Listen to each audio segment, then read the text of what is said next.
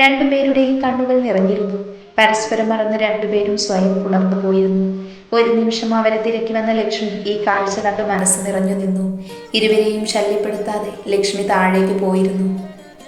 തെളിഞ്ഞു നിൽക്കുന്ന അവരുടെ മുഖം അരുന്ധതിയിലും ആകാംക്ഷ ഉണർത്തി. ഇന്നലെ കുഞ്ഞനോടൊരു സംശയം പറഞ്ഞില്ലേ? കണ്ണൻ കുഞ്ഞിനും സരയുമോളും തമ്മിൽ എന്തെങ്കിലും ഇഷ്ടക്കുറവുണ്ടോന്ന് മോൾക്ക് സംശയമുണ്ടെന്ന് അരുന്ധതിയോട് ലക്ഷ്മി ചോദിച്ചു. പറഞ്ഞിരുന്നു. സംശയമുണ്ടെന്നല്ല ലക്ഷ്മി, എനിക്ക് അവരുടെ ചില സംസാര രീതികൾ കാണുമ്പോൾ അവരിപ്പോഴും അകലത്തിൽ തന്നെയാണെന്ന് തോന്നിയിട്ടുണ്ട്. അതൊക്കെ വെറും തോന്നലാ. എന്ത് സ്നേഹത്തിലാണ് രണ്ടുപേരുമെന്ന് അറിയുമോ?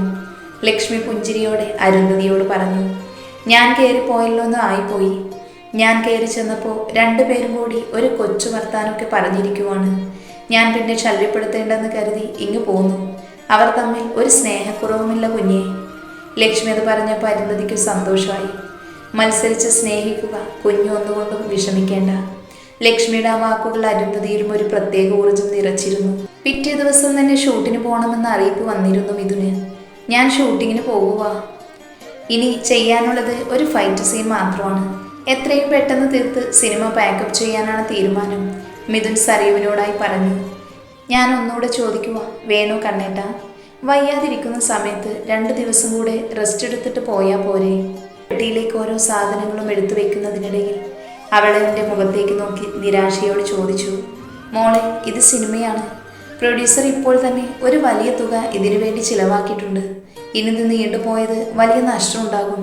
അതവർക്ക് ബുദ്ധിമുട്ടാവില്ലേ? നമ്മൾ വാങ്ങുന്ന പ്രതിഫലത്തിന് കുറച്ചെങ്കിലും ഒരു മര്യാദ കാണിക്കണം. ഇപ്പോൾ കണ്ണേട്ടിന് വയ്യാതിരിക്കുവല്ലേ? ഇതിനിടയിൽ ശരീരം ഉലഞ്ഞ പിന്നെയും വേദന കൂടാനുള്ള കാരണമാകും. സരയു നിരാശയോടെ പറഞ്ഞു. അങ്ങനെയൊന്നും ഉണ്ടാവില്ലെന്നേ. ഞാനിപ്പോൾ മാനസികമായും ശാരീരികമായും ഓക്കെയാണ്. എൻ്റെ ഉള്ളിലിപ്പോൾ നമ്മുടെ ജീവിതം മാത്രമേ ഉള്ളൂ. ഈ ഫിലിം കൂടി കഴിഞ്ഞ് കുറച്ചുനാൾ ഒരിടവേള എടുക്കണമെന്ന് ഞാൻ വിചാരിക്കുന്നത്.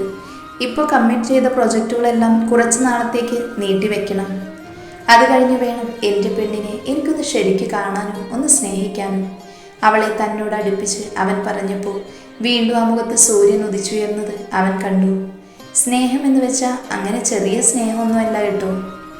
എൻ്റെ പ്രണയം ഇങ്ങനെ ഒഴുകി നിന്നിലൂടെ മുഴുവനായി. വിരലാൽ അവളുടെ കഴുത്തിൽ ഒരു കളം വരച്ച് പ്രണയത്തോട് അവൻ പറഞ്ഞപ്പോൾ അവൻ അരികിൽ നിന്ന് അല്പം മാറി നിന്നു അവൾ. താനിങ്ങനെ ഡിസ്റ്റൻസ് ഇടുന്നത് എനിക്ക് പിടിക്കുന്നില്ല കേട്ടോ, ഒരു കുറുമ്പോടെ മിഥുൻ പറഞ്ഞു. അയ്യടാ, ഇതൊന്നും ഇപ്പോൾ വേണ്ട. പിന്നെ എപ്പോഴാണാവോ? അങ്ങനെയുള്ള മോഹങ്ങളൊന്നും ഇപ്പോൾ വേണ്ട. ആഹാ, കഴിഞ്ഞ ദിവസം അമ്മ പറഞ്ഞത് ഓർമ്മയില്ലേ? ഒരുപാട് വൈകിക്കണ്ട എന്ന്. ഒരു കുസൃതി ചിരിയോടെയാണ് മിഥുൻ അവളെ നോക്കി പറഞ്ഞത്. എന്ത്? മനസ്സിലാവാതെ അവൾ അവൻ്റെ മുഖത്തേക്ക് നോക്കി. എടി പൊട്ടി, ഒരു കുഞ്ഞു മിഥുനോ ഒരു കുഞ്ഞു സരയുവോ ഉടനെ തന്നെ വേണമെന്നാണ് അർത്ഥം. പ്രായമായവരുടെ ഓരോ ആഗ്രഹങ്ങളല്ലേ, നമ്മളായിട്ട് അതിനെതിരെ നിൽക്കുകയല്ല വേണ്ടത്. ഒരു നിഷ്കളങ്ക ഭാവത്തോടെ പറയുന്നവനെ അവൾ ഒന്ന് നോക്കി. ഓഹോ, സിനിമാ നടൻ്റെ മനസ്സിലിരിപ്പ് അപ്പോൾ ഇതാണ്. എനിക്കെന്താണ് ആഗ്രഹിച്ചൂടെ? ഒരു കുഞ്ഞു വന്നാൽ നമ്മുടെ ബന്ധം ഒന്നുകൂടി ശക്തമാകും.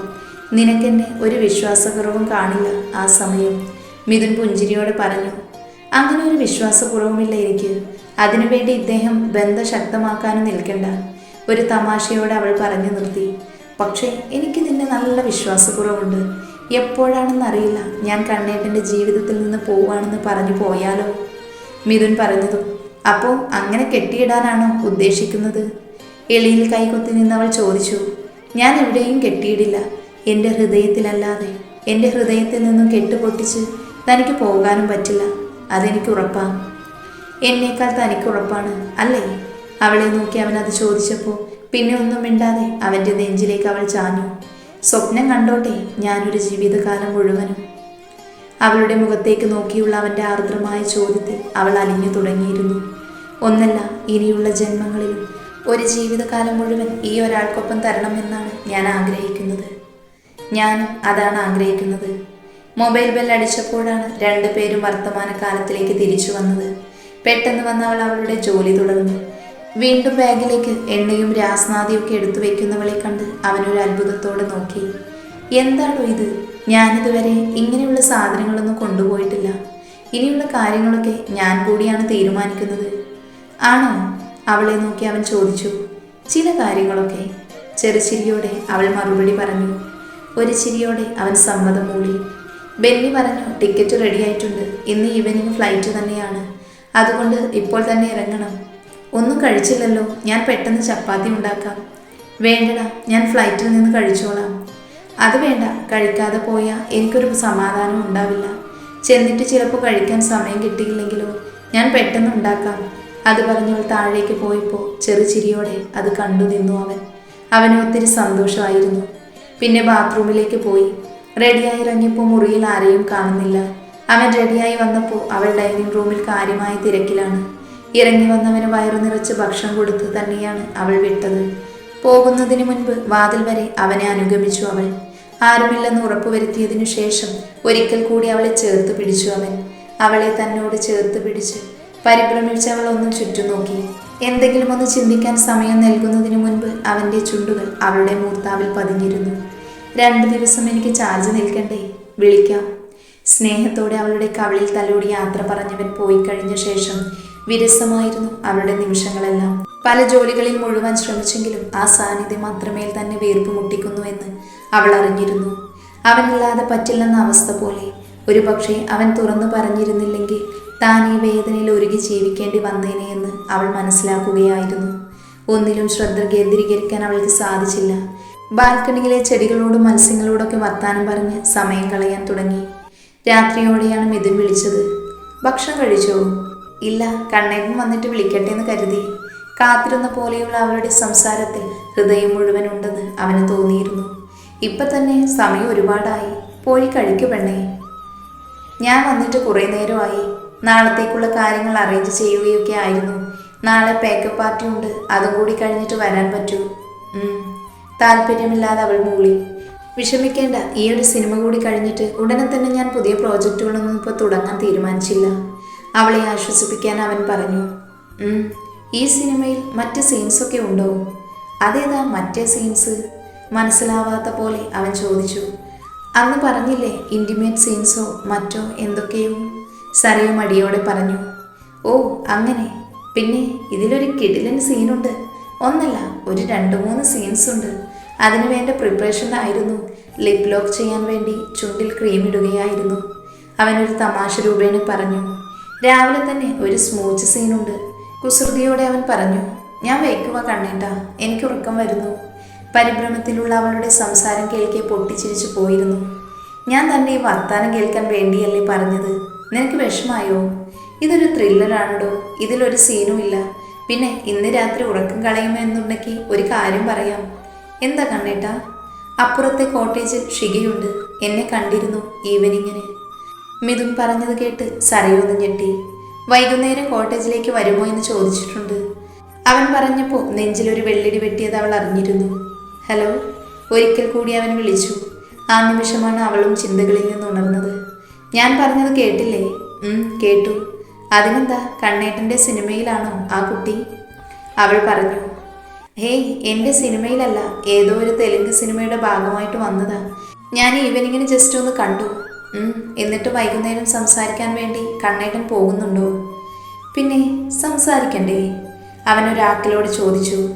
നമ്മളോട് എന്താ പറയാനുള്ളതെന്ന് കേൾക്കണ്ടേ? അതും എൻ്റെ എക്സ് വൈഫ് ആകുമ്പോൾ പ്രത്യേകിച്ച്. അവൻ്റെ മറുപടിയിൽ സരയു നിന്ന് വിയർത്തു. ചെയ്ത തെറ്റുകൾക്കൊക്കെ മാപ്പ് പറയാനാണെങ്കിലോ, അതിനുശേഷം കണ്ണേട്ടനൊപ്പം ഒരു പുതിയ ജീവിതം ആഗ്രഹിക്കുന്നുണ്ടെങ്കിലോ? അങ്ങനെയാണെങ്കിൽ കണ്ണേട്ടൻ പറയുന്നതിന് തീരുമാനം എന്തായിരിക്കും? ഉള്ളിൽ നിറഞ്ഞു നിന്ന ആകാംക്ഷയോടെ തന്നെ അവൾ തുറന്നു ചോദിച്ചു. ഞാൻ എന്ത് തീരുമാനമാണ് എടുക്കേണ്ടത്? അത് താൻ പറഞ്ഞു. അതിപ്പോൾ ഞാൻ എങ്ങനെയാ പറയാ? കണ്ണേട്ടൻ്റെ ഇഷ്ടമല്ലേ കണ്ണേട്ടൻ്റെ ജീവിതം. കണ്ണേട്ടന് വേണ്ടതുപോലെ തീരുമാനമെടുക്കാൻ. അപ്പോൾ പിന്നെ ഞാൻ എല്ലാ തെറ്റുകളും ക്ഷമിച്ചങ്ങ് ഒരുമിച്ച് ജീവിക്കാമെന്ന് പറയാമല്ലേ? അവൻ്റെ വാക്കുകളിൽ അവളുടെ കണ്ണുകൾ നിമിഷ നേരം കൊണ്ട് നിറഞ്ഞൊഴുകി. അതാണ് കണ്ണേട്ടൻ്റെ തീരുമാനമെങ്കിൽ അങ്ങനെ ചെയ്യൂ. പറഞ്ഞപ്പോൾ വാക്കുകൾ ഇടറാതിരിക്കാൻ അവൾ പരമാവധി ശ്രമിച്ചു. പക്ഷേ ആ സ്വരം മാറിയത് അവന് മനസ്സിലായി. അപ്പോൾ താൻ എന്താണ്, സന്യസിക്കാൻ പോകുമോ? തനിക്കിപ്പോഴും എന്നെ മനസ്സിലായിട്ടില്ലടോ. അതോ എന്നെ വിശ്വാസമില്ലേ? കുറച്ച് ദേഷ്യത്തോടെയാണ് അവൻ ചോദിച്ചത്. എന്താ സംഭവം എന്ന് എനിക്ക് മനസ്സിലാകുന്നില്ല. ഇങ്ങോട്ട് വരുന്നതിന് തൊട്ട് മുൻപ് ഞാൻ നിന്നോടെന്താ പറഞ്ഞത്? എൻ്റെ ജീവിതത്തിൽ താനല്ലാതെ മറ്റൊരാൾ ഉണ്ടാവില്ല എന്നല്ലേ? എന്നിട്ടെന്തിനാ ഇങ്ങനൊരു സംശയം? വെറുതെ തന്നെ വട്ടുപിടിപ്പിക്കാൻ വേണ്ടി ഓരോന്ന് പറഞ്ഞതല്ലേ ഞാൻ? അതുകൂടെ മനസ്സിലായില്ലേ നിനക്ക്? അവൻ പറഞ്ഞപ്പോൾ നെഞ്ചിടിപ്പ് സാധാരണ അവസ്ഥയിലെത്തിയത് അവൾ അറിഞ്ഞു. അപ്പോൾ ശരിക്കും ആ കുട്ടി അവിടെയില്ലേ? അവൾ വീണ്ടും എടുത്ത് ചോദിച്ചപ്പോൾ അവന് ചിരി പൊട്ടിയിരുന്നു. ഇവിടെയുണ്ട്, എന്നെ വിളിക്കുകയും ചെയ്തു. അതുവരെ സത്യമാണ്. ബാക്കി കാര്യങ്ങളാണ് ഞാൻ വെറുതെ നിന്നെ കളിപ്പിക്കാൻ പറഞ്ഞത്. ഞാൻ അവളെ കാണില്ല, സംസാരിക്കില്ല. തനിക്ക് ആ ടെൻഷൻ വേണ്ട. എനിക്ക് ടെൻഷനൊന്നുമില്ല. ഉവ്, ഞാനിപ്പോൾ കണ്ടല്ലോ. ഇപ്പോൾ പൊട്ടിക്കരഞ്ഞു പോയേനെ. കരഞ്ഞേനെയൊന്നോ? ഞാൻ കരഞ്ഞു. ഒലിച്ചിറങ്ങുന്ന കണ്ണുനീർ തുടച്ചുകൊണ്ട് സരയു പറഞ്ഞു. ഇത്ര പെട്ടെന്നോ? അത്ഭുതത്തോടെ അവൻ ചോദിച്ചു. പിന്നില്ലാതെ, ഇങ്ങനൊക്കെ പറയുമ്പോൾ എനിക്ക് സങ്കടം തോന്നില്ലേ? എൻ്റെ പെണ്ണെ, വെറുതെ നിന്നെ വട്ടുപിടിപ്പിക്കാൻ വേണ്ടി പറഞ്ഞതല്ലേ ഞാൻ. മിഥുനൊരു ചിരിയോടെ സരയുവിനോട് പറഞ്ഞു. ഇനി ശിഖയുള്ള ദേവലോകത്തിൽ നിന്ന് മേനക നേരിട്ടിറങ്ങി വന്നാലും എനിക്ക് വേണ്ട. അത്രക്കൊന്നും വേണ്ടായിരുന്നില്ല. നിറഞ്ഞ കണ്ണുകളാൽ ചിരിച്ചവൾ പറഞ്ഞു. ഇരിക്കട്ടെ, ഒരു വഴിക്ക് പോവല്ലേ. ശരി, നീ വല്ലതും കഴിക്കാൻ നോക്ക്. ഒന്ന് കുടിച്ച് എനിക്ക് കിടന്നുറങ്ങണം. ഷൂട്ടിംഗ് വെളുപ്പിനെ തുടങ്ങും. ശരി, ഗുഡ് നൈറ്റ്. Good night. പിന്നെ വേറൊന്നും കിട്ടിയില്ല? വേറെന്ത്? മനസ്സിലാവാതെ അവൾ മിഥുനോടായി ചോദിച്ചു. അല്ല, ഭർത്താവ് ദൂരെയൊക്കെ പോകുമ്പോൾ ഫോൺ വിളിക്കുമ്പോൾ ഭാര്യമാർ രാത്രിയിൽ എന്തോ കൊടുക്കാറുണ്ട് ഫോണിലൂടെ.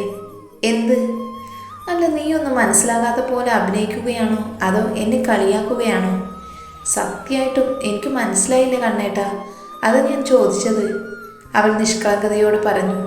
നീ ഒരു ഉമ്മ തന്നിട്ട് പോയി ഫോൺ വെച്ച് കിടന്നുറങ്ങു പെണ്ണേ. അവൻ തമാശയോടെ പറഞ്ഞപ്പോൾ അവളും ചിരിച്ചു പോയിരുന്നു. ദൈവമേ, ഒരു സൂപ്പർ സ്റ്റാറാണോ ഇങ്ങനെ കോളേജ് പിള്ളേരെ പോലെ ഫോണിൽ കൂടി ഉമ്മ ചോദിക്കുന്നത്? അതെന്താ, സൂപ്പർ സ്റ്റാറിന് വികാരം വിചാരമൊന്നും ഇല്ലേ? ഈ സൂപ്പർ സ്റ്റാറിന് അല്പം വികാരം വിചാരമൊക്കെ കൂടുതലാണെന്നാണ് എനിക്ക് തോന്നുന്നത്. തോന്നലല്ല മോളെ, ഇത്തിരി കൂടുതലാണ്. അതൊക്കെ എൻ്റെ മോള് കാണാനിരിക്കുന്നതേ ഉള്ളൂ. ഇതൊക്കെ തീർത്ത് ചേട്ടൻ അങ്ങോട്ട് വരട്ടെ, എന്നിട്ട് മോളുടെ സംശയങ്ങളൊക്കെ തീർത്തു തരാട്ടോ. തമാശയോട് അവൻ പറഞ്ഞപ്പോൾ അവൾ പൊട്ടിച്ചിരിച്ചു പോയിരുന്നു. എനിക്ക് ഉറക്കം വരുന്നു, ഒന്ന് പോയി കിടക്ക് കണ്ണേട്ടാ. അവൾ അതേ ചിരിയോടെ പറഞ്ഞു. കോളേജ് പിള്ളേരെ പോലെ എനിക്കതൊന്നും പറ്റില്ല. ഇനി നിർബന്ധമാണെങ്കിൽ വരുമ്പോൾ ഞാൻ നേരിട്ട് തരാം. ഞാൻ അടുത്തുണ്ടെന്ന് വിചാരിച്ച് നീ താടി, എനിക്ക് ഉറങ്ങണ്ടേ? മിഥുൻ പ്രണയാതുരനായി. പിന്നെ ഇതുവരെ അപ്പോൾ എങ്ങനെയാണ് കണ്ണേട്ടൻ ഉറങ്ങിയിരുന്നേ? ഇതിപ്പോൾ കുറച്ച് ദിവസമേ ആയുള്ളൂ നമ്മളിങ്ങനെ തുറന്നു പറഞ്ഞിട്ട്. അതിനു മുൻപ് കണ്ണേട്ടൻ ഉറങ്ങുന്നില്ലേ? കുസൃതിയോട് അവൾ ചോദിച്ചു. ഇതിപ്പോൾ അങ്ങനെയല്ലല്ലോ. മിഥുൻ കൊച്ചു കുട്ടികളെ പോലെ കൊഞ്ചി. കണ്ണേട്ടൻ എന്തു പറഞ്ഞാൽ ഞാനിപ്പോൾ തരില്ല. ഇതൊരുമാതിരി ഭയങ്കര ബോറാണ്. എടി, പ്രേമമെന്ന് പറയുന്നത് ഒരല്പം പൈങ്കിളിയാണ്. എത്ര സീരിയസ് ആയിട്ടുള്ള ആളുകളാണെന്ന് പറഞ്ഞാലും പ്രണയത്തിൻ്റെ കാര്യം വരുമ്പോൾ കുറച്ച് പൈങ്കിളിയാവും. നീ അത്ര റൊമാൻറ്റിക് അല്ല, അതാണ് നിനക്ക് അങ്ങനെ തോന്നുന്നത്. ഞാൻ അത്ര റൊമാൻറ്റിക് അല്ല, ഇതൊക്കെ പ്രതീക്ഷിച്ചാൽ മതി. ഏയ്, നീ അത്ര അൺറൊമാൻറ്റിക് ഒന്നും അല്ല. അന്ന് താൻ എന്നെ ഹഗ് ചെയ്തില്ലേ, അപ്പോൾ എന്തൊരു ഫീലായിരുന്നു എന്നോ? നിനക്കറിയില്ല അതിൻ്റെ ഒരു ഫീല്. വൃത്തികേട് പറയാതെ ഫോൺ വെച്ചിട്ട് പോയി കണ്ണേട്ടാ. ഓക്കെ, പക്ഷേ നേരിട്ട് കാണുമ്പോൾ വെറുമൊരു ഉമ്മയിൽ ഒതുക്കല്ലേ. നന്നായി ഒന്നെന്നെ പരിഗണിച്ചേക്കണേ. കുസൃതി നിറഞ്ഞവൻ പറഞ്ഞപ്പോൾ അവളുടെ മുഖഭാവം എങ്ങനെയായിരിക്കുമെന്ന് കാതങ്ങൾക്കപ്പുറം ഇരുന്നവന് മനസ്സിലാക്കാമായിരുന്നു. കുളി കഴിഞ്ഞ് പുറത്തിറങ്ങി അവൻ ഫോണിൽ AR റഹ്മാന്റെ ഗാനങ്ങളും കേട്ടുകൊണ്ട് മെല്ലെ ഹെഡ്സെറ്റ് ചെവിയിൽ തിരികെയാണ് അവൻ കിടന്നത്. ഓരോ ഗാനങ്ങളും കേട്ടപ്പോൾ അവന് സരയുവിനെ ഓർമ്മ വന്നത്. I love you Sarayu, I love you so much. അടുത്ത് കിടന്നൊരു പില്ലോ എടുത്ത് കെട്ടിപ്പിടിച്ചൊരു ഉമ്മ കൊടുത്തുകൊണ്ട് അവൻ പറഞ്ഞു. ആ നിമിഷം അവൻ്റെ മനസ്സിൽ തെളിഞ്ഞു നിന്നത് അവളുടെ മുഖം മാത്രമായിരുന്നു. അവൾക്ക് നൽകാൻ വേണ്ടി മാത്രം ഉള്ളിലൊരു പ്രണയസാഗരം കൂട്ടിവെച്ചിരുന്നവൻ. ഗാനത്തിൻ്റെ ഈണങ്ങൾക്കും ഈരടികൾക്കും ഒപ്പം എപ്പോഴോ അവൻ്റെ കണ്ണുകളും അടഞ്ഞു തുടങ്ങിയിരുന്നു. എന്തൊക്കെയോ മധുര സ്വപ്നങ്ങൾ അവൻ്റെ മനസ്സിൽ വർണ്ണം പകർന്നു നിദ്രയിൽ. കുറേ സമയം തുടർച്ചയായുള്ള കൊട്ടുകേട്ടാണ് അവൻ ഉണർന്നത്. പെട്ടെന്ന് ചാടി എഴുന്നേറ്റപ്പോൾ മുറിയിൽ ലൈറ്റുണ്ട്. പാട്ട് കേട്ട് കിടന്നതിനിടയിൽ ഉറങ്ങിയതാണെന്ന് മനസ്സിലായി. പെട്ടെന്ന് മൊബൈൽ എടുത്ത് നോക്കി. സമയം 2 മണിയോടടുത്തിരിക്കുന്നു. ഈ സമയത്ത് ആരാന്ന് ചിന്തിച്ചാണ് അവൻ കതക് തുറന്നത്. മുൻപിൽ നിൽക്കുന്ന ആളെ കണ്ടപ്പോൾ അവന് ഒരുപോലെ ഞെട്ടലും അത്ഭുതവും തോന്നി. മുന്നിൽ നിൽക്കുന്ന ആളെ കണ്ട് ഒരിക്കൽ കൂടി കണ്ണുകൾ തിരുമ്മി നോക്കി മിഥുൻ. താൻ കണ്ടത് ഒരു സ്വപ്നമാണോ എന്നറിയാനുള്ള തിരിച്ചറിവായിരുന്നു അത്. സ്വപ്നമല്ല കണ്ണേട്ടാ, ഞാൻ തന്നെയാ. അവളുടെ മറുപടിയാണ് അവനെ യാഥാർത്ഥ്യത്തിലേക്ക് കൊണ്ടുവന്നത്. അവൻ വീണ്ടും ഞെട്ടിക്കൊണ്ടാണ് നിൽക്കുന്നത്. താൻ ഇവിടെ ഈ സമയത്ത്? എനിക്കൊന്നും മനസ്സിലാകുന്നില്ല. കുറച്ചു മുൻപേ നമ്മൾ ഫോൺ വിളിച്ച് നിർത്തിയതല്ലേ ഉള്ളൂ. അവൻ തലചൊറിഞ്ഞു. അതെ, കണ്ണേട്ടനൊരു സർപ്രൈസ് തരാമെന്ന് വിചാരിച്ചാണ് പറയാതിരുന്നത്. അവൾ പുഞ്ചിരിയോടെ മിഥുന് മറുപടി കൊടുത്തു. അപ്പോൾ ഞാൻ എയർപോർട്ടിലായിരുന്നു. താൻ എന്തൊക്കെയാണ് ഈ പറയുന്നത്? ചുമ്മാ തമാശ പറയാണോ? എൻ്റെ കണ്ണേട്ട, ഇത് ഞാൻ തന്നെയാ, കണ്ണേട്ടൻ്റെ സരയു. അവളുടെ അവസാനത്തെ വരികൾ അവനിൽ സംശയത്തിൻ്റെ അവസാന തിരിയും നീക്കി കളഞ്ഞിരുന്നു. അവൾ പുഞ്ചിരിയോടെയാണ് പറഞ്ഞിരുന്നത്. എനിക്കൊന്നും മനസ്സിലാവുന്നില്ല. താൻ ഇവിടെ വരെ ഒറ്റയ്ക്ക് വന്നുവെന്നോ? തൻ്റെ മനസ്സിലെ സംശയം അവൻ അവളോടായി പങ്കുവച്ചു. തന്നെയോ? ഇതൊക്കെ പറഞ്ഞത് അമ്മയാണ്. കണ്ണേട്ടനോട് പറയണ്ട എന്ന് തന്നെയാണ് അമ്മ പറഞ്ഞിരുന്നത്. ബെന്നിച്ചേട്ടനെ വിളിച്ച് ടിക്കറ്റ് ബുക്ക് ചെയ്തു. ഞാൻ പറഞ്ഞത് എനിക്ക് ഒറ്റയ്ക്ക് വരാൻ പേടിയാണെന്ന്. താൻ ഒറ്റയ്ക്കാണോ ഫ്ലൈറ്റിൽ ഇവിടെ വരെ വന്നത്? ഒറ്റയ്ക്ക് അമ്മ എന്നെ വിടില്ലല്ലോ. അനന്തേട്ടനൊപ്പം ഉണ്ടായിരുന്നു. മിഥുൻ്റെ അമ്മാവൻ്റെ മോനാണ് അനന്തൻ. പിന്നെ ബെന്നിച്ചേട്ടൻ ഉണ്ടായിരുന്നു എയർപോർട്ടിൽ. അപ്പോൾ അനന്തേട്ടൻ പറഞ്ഞു കണ്ണേട്ടനൊരു സർപ്രൈസ് കൊടുക്കാമെന്ന്. ഞാൻ പിന്നെ ഒന്നും പറഞ്ഞില്ല. ദൈവമേ, തൻ്റെ വീടിനും എൻ്റെ വീടിനും പുറത്ത് ലോകം കണ്ടിട്ടില്ലാത്തൊരു പെണ്ണിനെയാണോ ഇവരെല്ലാവരും കൂടി ഫ്ലൈറ്റിൽ വിട്ടത്? മിഥുനറിയാതെ ഓർത്തുപോയി. അവൻ അതോർത്ത് ചിരിച്ചു. അങ്ങനെയൊന്നും പറയണ്ട. ഒന്നും അല്ലെങ്കിലും കണ്ണേട്ടനോടൊപ്പം ഇത്രയും കാലം ഞാൻ ജീവിച്ചതല്ലേ. അപ്പോൾ കുറച്ച് എക്സ്പീരിയൻസ് ഒക്കെ എനിക്ക് ഉണ്ടാവില്ലേ? ആദ്യം ഫ്ലൈറ്റിൽ കയറിയ പേടിയൊക്കെ മാറിയിരുന്നു. ഇപ്പം രണ്ടാമത്തെ പ്രാവശ്യം കയറിയപ്പോൾ കുറച്ചുകൂടി മാറിക്കിട്ടി. ശരിക്കും ഞാൻ സർപ്രൈസായി. ഇതിനപ്പുറം ഇനി ഞെട്ടാൻ ബാക്കിയൊന്നുമില്ല. ഏതായാലും എൻ്റെ ഭാര്യയുടെ പുറത്ത് ഇങ്ങനെ വിഷമിക്കാതെ അകത്തേക്ക് കയറി വാ. അവൻ അവളെ ചേർത്ത് പിടിച്ച് സ്നേഹപൂർവ്വം അകത്തേക്ക് ക്ഷണിച്ചു. ഒരു ചിരിയോടെ അവൾ അവനോടൊപ്പം അകത്തേക്ക് കയറിയിരുന്നു. എന്നാൽ ഇതെല്ലാം കണ്ട് അപ്പുറത്തെ കോട്ടേജിൽ വളരെ ദേഷ്യത്തോടെ ഒരാൾ നിൽക്കുന്നുണ്ടായിരുന്നു. കുറെ നേരമായിട്ടും മിഥുനെ കാണാൻ അവനോട് ഒറ്റയ്ക്ക് സംസാരിക്കാൻ വേണ്ടി അവനെ തേടി നടന്നതായിരുന്നു അവള്. അപ്പോഴാണ് അവൾ ഈ കാഴ്ച കാണുന്നത്. ഈ കാഴ്ച അവളെ നന്നേ തളർത്തി കഴിഞ്ഞിരുന്നു. ആരുമില്ലാതെ ഒറ്റയ്ക്ക് സംസാരിച്ചാൽ മിഥുന് തന്നോടുള്ള ദേഷ്യത്തിൽ കുറച്ചയവ് വരുമെന്ന്, എങ്ങനെയെങ്കിലും ഇതുമായി സംസാരിച്ച് വീണ്ടും പുതിയൊരു ജീവിതം തുടങ്ങണമെന്നുള്ള തീരുമാനത്തിലായിരുന്നു ശിഖ. അതുകൊണ്ട് തന്നെ അതിനുവേണ്ടി വെയിറ്റ് ചെയ്യുമായിരുന്നു അവളെ അവനു വേണ്ടി സമർപ്പിക്കുവാൻ വേണ്ടി പോലും, അതിനുവേണ്ടി അവനെ ആകർഷിക്കാൻ പാകത്തിലുള്ള പ്രത്യേകമായ വേഷത്തിലായിരുന്നു അവൾ എത്തിയിരുന്നത്. തിരിച്ചു മുറിയിലെത്തി കണ്ണാടിയിലേക്ക് നോക്കി അവളോട് തന്നെ പുച്ഛം തോന്നി. ഇനിയൊരിക്കലും അവൻ്റെ ജീവിതത്തിലേക്ക് തനിക്കൊരു മടക്കയാത്രയില്ല എന്ന് നിലകണ്ണാടിയുടെ രൂപം അവളെ അറിയിച്ചിരുന്നു. അതിൽ വളരെ തെളിമയോടെ സരയുവിൻ്റെ മുഖം തെളിഞ്ഞതും അവൾക്ക് കണ്ണാടി പൊട്ടിച്ചു കളയാൻ മാത്രം ദേഷ്യം തോന്നിയിരുന്നു. മിഥുനെ പോലെ ഒരാൾക്ക് ഒരിക്കലും അംഗീകരിക്കാൻ പറ്റാത്ത വ്യക്തിത്വമാണ് സരയുവിൻ്റെ. ആദ്യ കാഴ്ചയിൽ തന്നെ ഷിഖയ്ക്ക് തോന്നിയിരുന്നു. രണ്ടു വശവും ചീക്കിയുള്ള മുടി, പകുപ്പും അതിൻ്റെ നടുവിലായി പടർത്തിയുള്ള സിന്ദൂരവും, എണ്ണമയം നിലനിൽക്കുന്ന ഷാമ്പു കണ്ടിട്ട് പോലുമില്ലാത്ത നീളൻ മുടിയുമൊക്കെ എങ്ങനെയാണ് മിഥുനെ ആകർഷിച്ചതെന്ന് സംശയം അവളിൽ ഉണ്ടായിരുന്നു. തനിക്കറിയാവുന്ന മിഥുൻ്റെ സങ്കല്പങ്ങൾക്ക് യാതൊരു വിധത്തിലും ചേരാത്തൊരു പെണ്ണ്. അവളെ അവൻ അത്രമാത്രം സ്നേഹിക്കുന്നുണ്ടെന്ന് അവൾക്ക് വിശ്വസിക്കാൻ സാധിക്കുന്നില്ല. അവളെ ഒട്ടും കാണാൻ പറ്റാത്തത് കൊണ്ടായിരിക്കും അവൻ്റെ ഷൂട്ടിംഗ് ലൊക്കേഷനിലേക്ക് പോലും അവളെ ക്ഷണിച്ചതെന്നായിരുന്നു അവൾ കരുതിയത്. ഇപ്പോൾ ഇരുവരും എന്ത് ചെയ്യുകയായിരുന്നുവെന്ന ചിന്ത അവളെ കൂടുതൽ ഭ്രാന്തടിപ്പിക്കുന്ന അവസ്ഥയിലേക്ക് കൊണ്ടുചെന്നെത്തിച്ചു. ഒരു പക്ഷേ അവളിപ്പോൾ അവൻ്റെ കരവരങ്ങളിലായിരിക്കും, അവൻ്റെ ചുംബനങ്ങളെ ഏറ്റുവാങ്ങാൻ, അല്ലെങ്കിൽ അവൻ്റെ കുസൃതികളെ ഏറ്റുവാങ്ങാൻ. അങ്ങനെ ഒരു ചിന്ത അവളെ വല്ലാത്ത അവസ്ഥയിലാണ് കൊണ്ടുചെന്നെത്തിച്ചത്. ഒരു നിമിഷം അവൾക്ക് അവളെ തന്നെ നഷ്ടമാകുന്നത് പോലെ തോന്നി. ബാഗിൽ നിന്നും വോഡ്കയുടെ കുപ്പിയെടുത്ത് തുറന്ന് അല്പം വെള്ളം കൂടി ചേർത്ത് അവൾ കുടിച്ചു. തുടർന്നുകൊണ്ടിരുന്നു. ബോധം അറിയുവോളം അവൾ ആ പ്രവൃത്തി ചെയ്തു. അവസാനം എപ്പോഴും അവളെ നിദ്രയെ പുൽകി. എന്നാൽ ശരിക്കും താൻ എന്നെ ഞെട്ടിച്ചു കളഞ്ഞു. എനിക്കിപ്പോഴും വിശ്വസിക്കാൻ പറ്റുന്നില്ല താനിങ്ങനെ ഇവിടെ വന്നുവെന്ന്. അവളെ അരികിൽ പിടിച്ചിരുന്ന് കയ്യിൽ തടുകി പറഞ്ഞവൻ. ഇവിടെ വരുന്നത് വരെ ഞാൻ അനുഭവിച്ച ടെൻഷൻ പറഞ്ഞാൽ കണ്ണേട്ടന് മനസ്സിലാവില്ല. ആകപ്പാടെ മനസ്സിലൊരു സമാധാനവും ഇല്ല. എന്ത് കഷ്ടപ്പാട് സഹിച്ചാലും കണ്ണേട്ടനെ കാണാലോ എന്ന് മാത്രമേ ഞാൻ ചിന്തിച്ചുള്ളൂ. ഒരു പുഞ്ചിരിയോടെ സരയു പറഞ്ഞു. അത്രയ്ക്ക് കാണാൻ പറ്റില്ലായിരുന്നുവെങ്കിൽ എന്നോട് പറഞ്ഞാൽ പോരായിരുന്നു. ഞാൻ തന്നെയും കൊണ്ടില്ല വരൂ, അലിവോടെ പറഞ്ഞു അവൻ. ഞാൻ വരണമെന്ന് വിചാരിച്ചതല്ല. എൻ്റെ വിഷമമൊക്കെ കണ്ടിട്ട് അമ്മ ടിക്കറ്റും കാര്യങ്ങളൊക്കെ ബുക്ക് ചെയ്തതാണ്. അല്ലാതെ ഞാൻ അമ്മയോടൊന്നും പറഞ്ഞില്ല.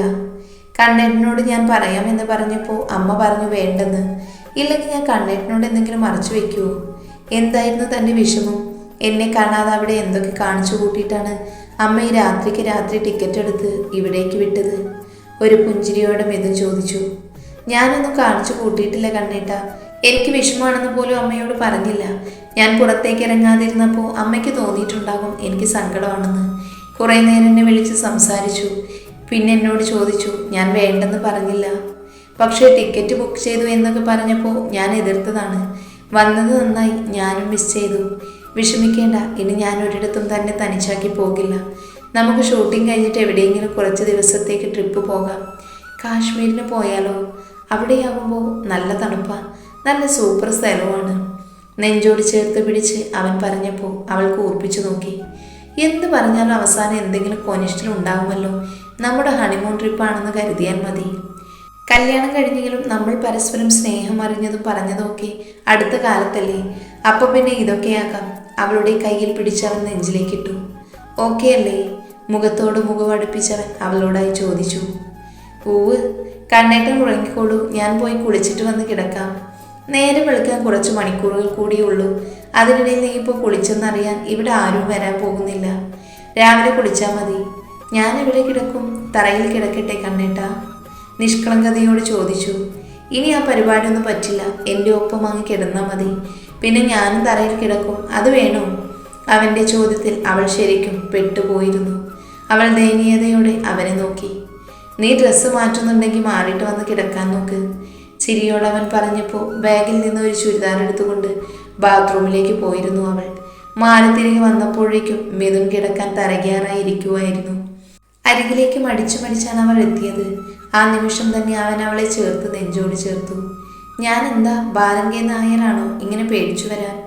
ചിരിച്ചു പോയിരുന്നു അത് കേട്ട് സരയു. അത് കണ്ട് മിഥുനും ചിരിച്ചു. തൻ്റെ കരങ്ങളാൽ അവൾക്കൊരു സംരക്ഷണം തീർത്തവൻ അവൻ്റെ നെഞ്ചകം അവൾക്കായി തലയിണയായി. വെളുപ്പിന് എപ്പോഴോ തിരിഞ്ഞു കിടന്ന സമയത്താണ് അവൻ അരികിലില്ലെന്ന് അവൾക്ക് തോന്നിയത്. പെട്ടെന്ന് അവൾ കണ്ണു തുറന്നു നോക്കിയപ്പോൾ അവൻ പോകാൻ തയ്യാറാകുവാണ്. കണ്ണേട്ടൻ എവിടേക്കാണ് ഇത്ര നേരത്തെ? നീളൻ മുടി മുകളിലേക്ക് ഉയർത്തിക്കെട്ടി അവൾ ചോദിച്ചു. ആ, നീ ഉണർന്നോ? ഞാൻ പോവാ, ഷൂട്ടുണ്ട്. ഇത്ര നേരത്തെ ഷൂട്ടുണ്ടോ? ഇത്ര വെളുപ്പിനാണോ ഷൂട്ടൊക്കെ?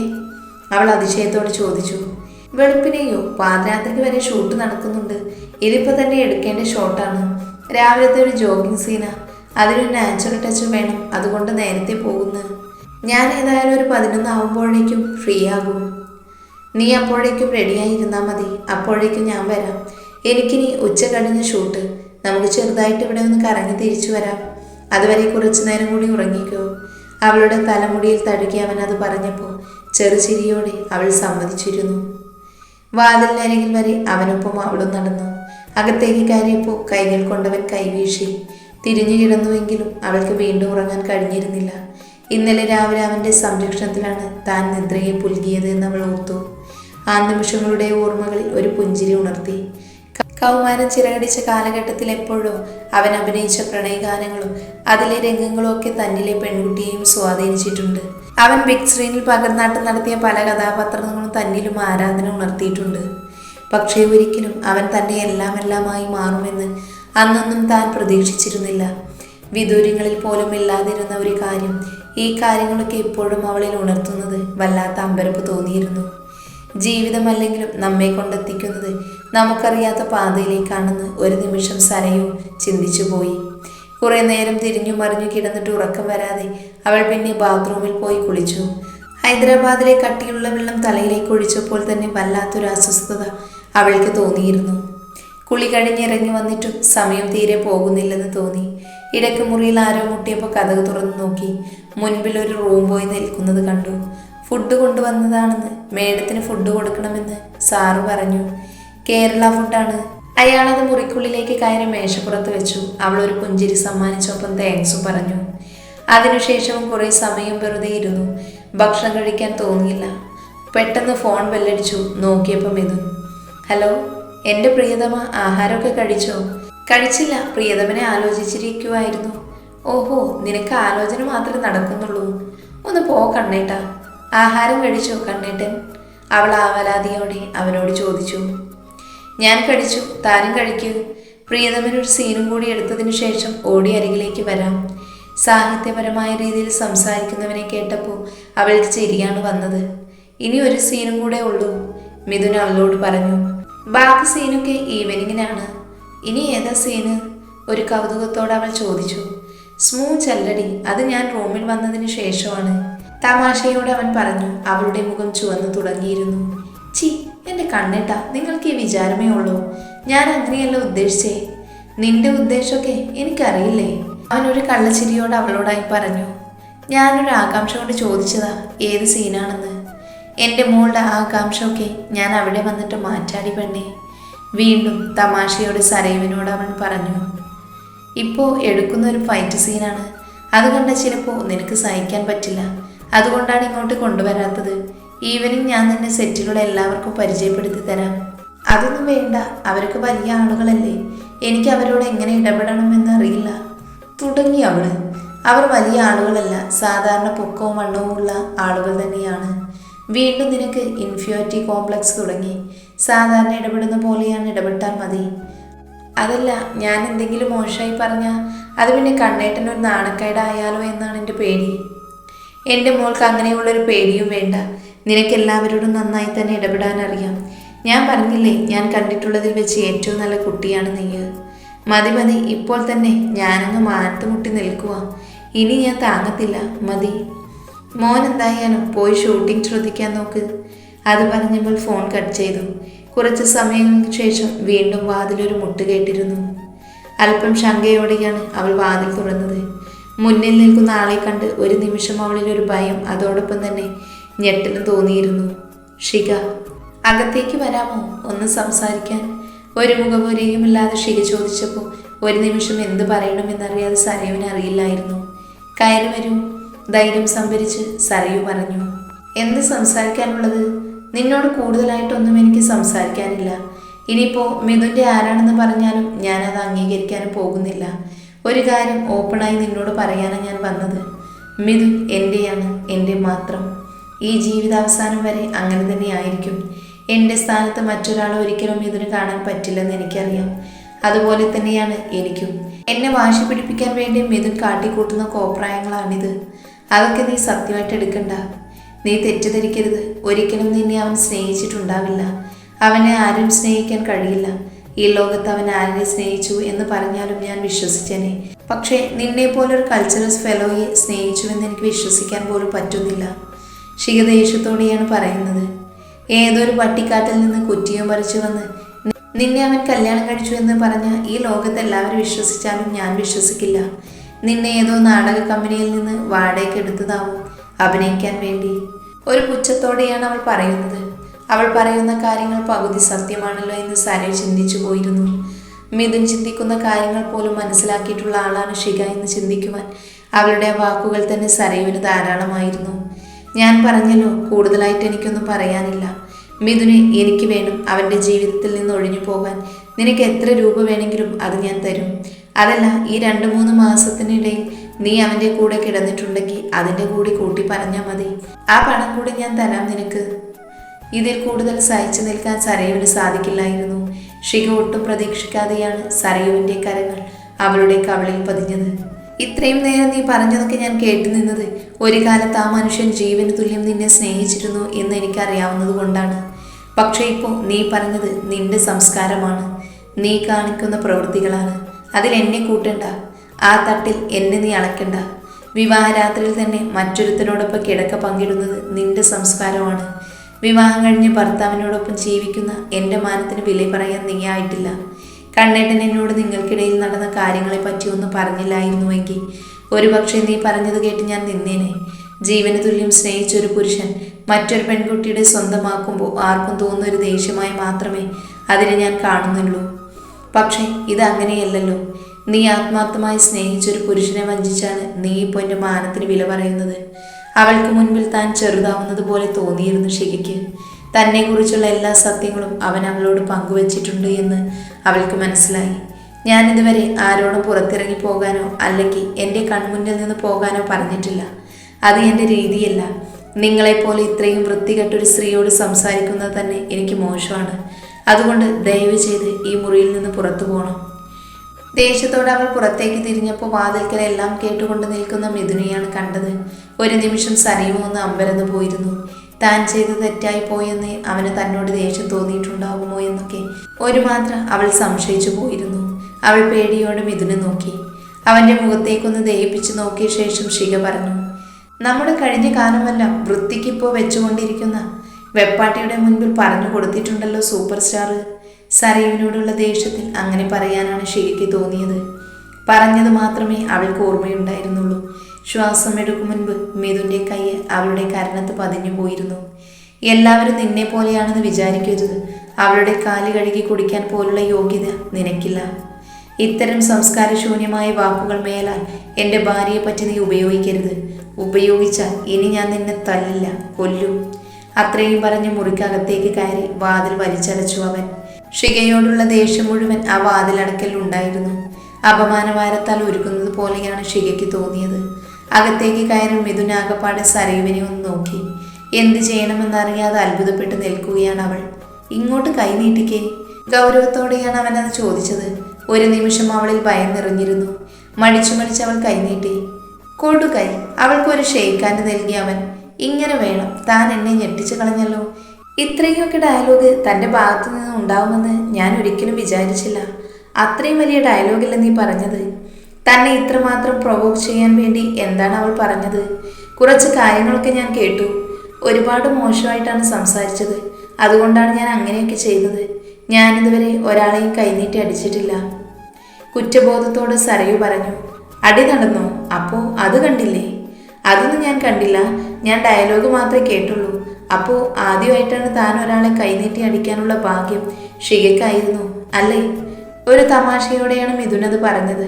താൻ ഒരാളെ അടിച്ചു എന്നൊന്നും എനിക്ക് വിശ്വസിക്കാൻ പറ്റുന്നില്ല. അതുപോട്ടെ, എവിടെയാണ് അടിച്ചത്? കയ്യിലോ തോളിലോ? കളിയാക്കല്ലേ കണ്ണേട്ടാ, ഞാൻ കവിളിലാണ് അടിച്ചത്. താനോ? കോമഡിയാണോ? മിഥുന് അത് വിശ്വസിക്കാൻ പറ്റിയിരുന്നില്ല. ഒന്നും മനസ്സിലാകാതെ അവൻ അവളെ മുഴുവനായി നോക്കി ചോദിച്ചു. കോമഡി ഒന്നുമല്ല, സത്യമായിട്ട് ഞാൻ അടിച്ചു. എന്താണ് അവൾ പറഞ്ഞത്? പെട്ടെന്ന് അവൻ്റെ മുഖത്ത് ഗൗരവം നിറഞ്ഞു. അത് പിന്നെ പറ, എന്താ പറഞ്ഞത്? വീണ്ടും അതേ ഗൗരവത്തോടെ അവൻ ചോദിച്ചു. നമ്മൾ തമ്മിലുള്ള ബന്ധത്തെക്കുറിച്ച് അത് എനിക്ക് പറയാൻ അറിയില്ല, പറയാൻ കൊള്ളില്ല. ആ രീതിയിലാണ് സംസാരിച്ചത്. നമ്മൾ ഒരുമിച്ച് താമസിച്ചതൊക്കെ എനിക്ക് ക്യാഷ് തരാമെന്ന് പറഞ്ഞു. ഞാൻ കണ്ണേട്ടൻ്റെ ജീവിതത്തിൽ നിന്ന് ഒഴിഞ്ഞു പോകണമെന്നും പറഞ്ഞു. അത് കേട്ടപ്പോൾ എനിക്ക് പെട്ടെന്ന് ദേഷ്യം വന്നു. അവൾ പറഞ്ഞത് വളരെ മോശമായ രീതിയിലാണ്. അവൾ പറഞ്ഞ രീതി എനിക്ക് മനസ്സിലായി. ദേഷ്യത്തിൻ്റെ പുറത്താണെങ്കിലും ഒരു പെൺകുട്ടിയെ കൈനീട്ടി അടിച്ചത് ഒരു വിഷമം ഉണ്ടായിരുന്നു. അത് മാറിക്കിട്ടി, മിഥുൻ അവളോടായി പറഞ്ഞു. താനും ആവശ്യത്തിന് കൊടുത്തല്ലോ, അത് മതി. അവൾക്ക് കിട്ടാനുള്ളത് കിട്ടി. ഇങ്ങനെയുള്ള കാര്യങ്ങളൊക്കെ പറയുമ്പോൾ ഇങ്ങനെ തന്നെയാണ് പ്രതികരിക്കേണ്ടത്. ഒരു തെറ്റുമില്ല, അതൊക്കെ കഴിഞ്ഞു. ഇനി അതിൻ്റെ പേരിൽ താൻ വിഷമിക്കേണ്ട. സരയുവിനെ സമാധാനപ്പെടുത്തിക്കൊണ്ട് മിഥുൻ പറഞ്ഞു. അവൾ എന്തു വേണേലും പറഞ്ഞോട്ടെ, നമുക്കറിയാം നമ്മളെ. മിഥുൻ മേനോന് ഇനി ഈ ജീവിതത്തിൽ ഒരൊറ്റ ഭാര്യയേ ഉള്ളൂ. അത് മിസ്സസ് സരയു മിഥുനാണ്. ആ ബന്ധത്തെ പണം കൊണ്ട് അളക്കാൻ പറ്റില്ല. ഈ ജന്മവും വരും ജന്മങ്ങളിലൊക്കെ ഞാൻ ബുക്ക് ചെയ്ത് വെച്ചിരിക്കുന്നത് ഈ ഒരാളെ മാത്രമാണ്. അവളുടെ തോളിലൂടെ കൈയിട്ട് അവളെ ചേർത്ത് അവൻ പറഞ്ഞപ്പോൾ ആ മുഖം പെട്ടെന്ന് വിടർന്നിരുന്നു. ഞാൻ കുറച്ച് ബ്രേക്ക് എടുത്ത് പോകുന്നതാ. ഒരാൾക്ക് പനി, അതുകൊണ്ട് ടെസ്റ്റ് ചെയ്യാൻ പോയിരിക്കുവാണ്. കോവിഡ് ആണെന്നറിയാൻ. ഇനി അത് കഴിഞ്ഞിട്ട് ഷൂട്ടിംഗ് ഉണ്ടാവുകയുള്ളൂ. വേഗം റെഡിയായി വന്നാൽ നമുക്കൊന്ന് പുറത്തു പോകാം. താനും ഒന്നും കഴിച്ചില്ലല്ലോ? മിഥുൻ പറഞ്ഞു. ഇല്ല, ഞാൻ കഴിക്കാൻ തുടങ്ങുമ്പോഴാണ് ശിഖ വന്നത്. എങ്കിൽ പിന്നെ വേഗം ഫുഡ് കഴിക്ക്. എനിക്ക് വിശക്കുന്നില്ല. നമുക്ക് പെട്ടെന്ന് പോയിട്ട് വരാം. അവൾക്കൊന്ന് നടക്കാൻ തോന്നി. അതൊക്കെ പിന്നെ, ആദ്യം ഫുഡ്. മിഥുൻ വീണ്ടും അവളോട് പറഞ്ഞു. എനിക്ക് വിശക്കുന്നില്ല കണ്ണേട്ടാ, വാ പെണ്ണേ. അവൻ നിർബന്ധം പിടിച്ച് അടച്ചു വെച്ചിരുന്ന ഭക്ഷണം എടുത്ത് അവൾക്കായി നീട്ടി. അവൾ കൈ നീട്ടിയതും അവനത് മാറ്റി. ഇന്നൊരു ചേഞ്ച്, ഞാൻ വാരി തരാം. മിഥുൻ പുഞ്ചിരിയോടെയാണ് പറഞ്ഞത്. എന്തോന്ന്? അയ്യേ, എന്തയ്യേ? ഇതൊക്കെ ഒരു പ്രിവിലേജാണ് മോളെ. ഇന്നെൻ്റെ കുട്ടി ഒരുപാട് വിഷമിച്ചില്ലേ? അവൾ വന്ന് ആവശ്യമില്ലാത്ത എന്തൊക്കെയോ പറഞ്ഞ് നിന്റെ മനസ്സ് മൊത്തം ഓഫാക്കി. അതുകൊണ്ട് ഇന്ന് ഞാൻ വാരി തരാം നിനക്ക്. അതിനുള്ളൊരു പരിഹാരമാണ്. അവൻ തന്നെ ഇഡ്ഡലി മുറിച്ച് ചമ്മന്തിയിൽ മുക്കി അവൾക്ക് നേരെ നീട്ടി. സന്തോഷം കൊണ്ടോ സങ്കടം കൊണ്ടോ അവളുടെ കണ്ണുകൾ നിറഞ്ഞിരിക്കുന്നത് കണ്ടു. എന്തുപറ്റി? ഏറെ ആർദ്രതയോടെയാണ് അവനത് ചോദിച്ചത്. സന്തോഷം കൊണ്ട്. ഇത്രത്തോളം ഇതുവരെ ആരും എന്നെ സ്നേഹിച്ചിട്ടില്ല, എൻ്റെ അച്ഛനും അമ്മയും പോലും. ചെറുചിരിയോടെ അവളുടെ കണ്ണുനീർ തുടച്ച് അവൻ അവളുടെ നെറ്റിയിൽ ഒരു കരുതൽ മുദ്ര ചാർത്തിയിരുന്നു. അതവൾ സ്നേഹത്തോടെ സ്വീകരിച്ചു. ഏറെ നേരം അവൻ്റെ മാറിൽ അങ്ങനെ ചേർന്നിരുന്നു അവൾ, ഒരു കുഞ്ഞു പ്രാവ് കുറുകും പോലെ.